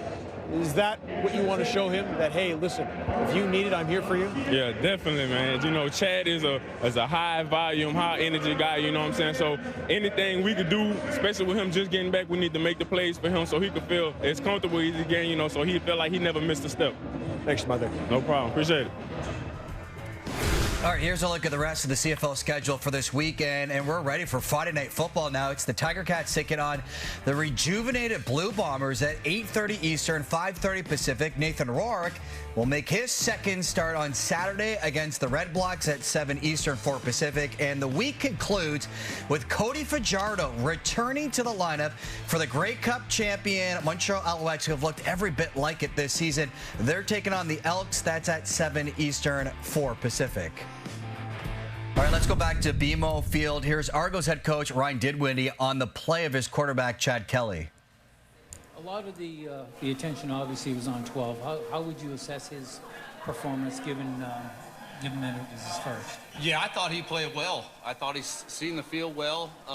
Unfortunately, you know, other positions we didn't have our best game. I'm not going to point out position groups, but I thought Chad did a well job. Managed the football game, you know, took care of the football. We just weren't clean on offense. We really couldn't expect him to have a great performance because we had too many mistakes. And you also think, too, that this game should...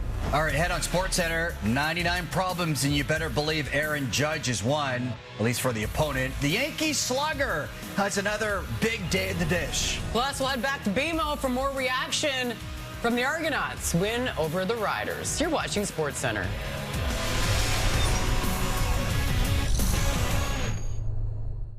Yards in the Argos win tonight. Here's Kelly, new on SC. Man, I thought I was good up until that last interception. You know, first down, take what the defense gives you, trying to make a play. That was a dumb decision. Otherwise, I felt like I let it come to me. I used my legs. You know, for only 2 days of practice, I thought we had decent chemistry, but, you know, a win's a win. That's what it's all about.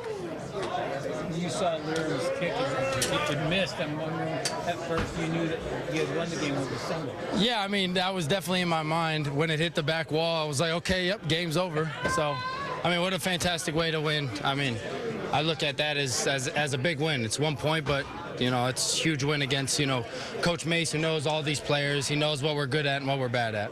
How do you get ready for a game next week? Like, Coach Wayne just described it as the Hornets just walking into Hamilton next week. Yeah, I mean, it's the 1-0 mentality. We have to keep on getting better each and every day. We got to put in a lot more work. You know, it's all about the details.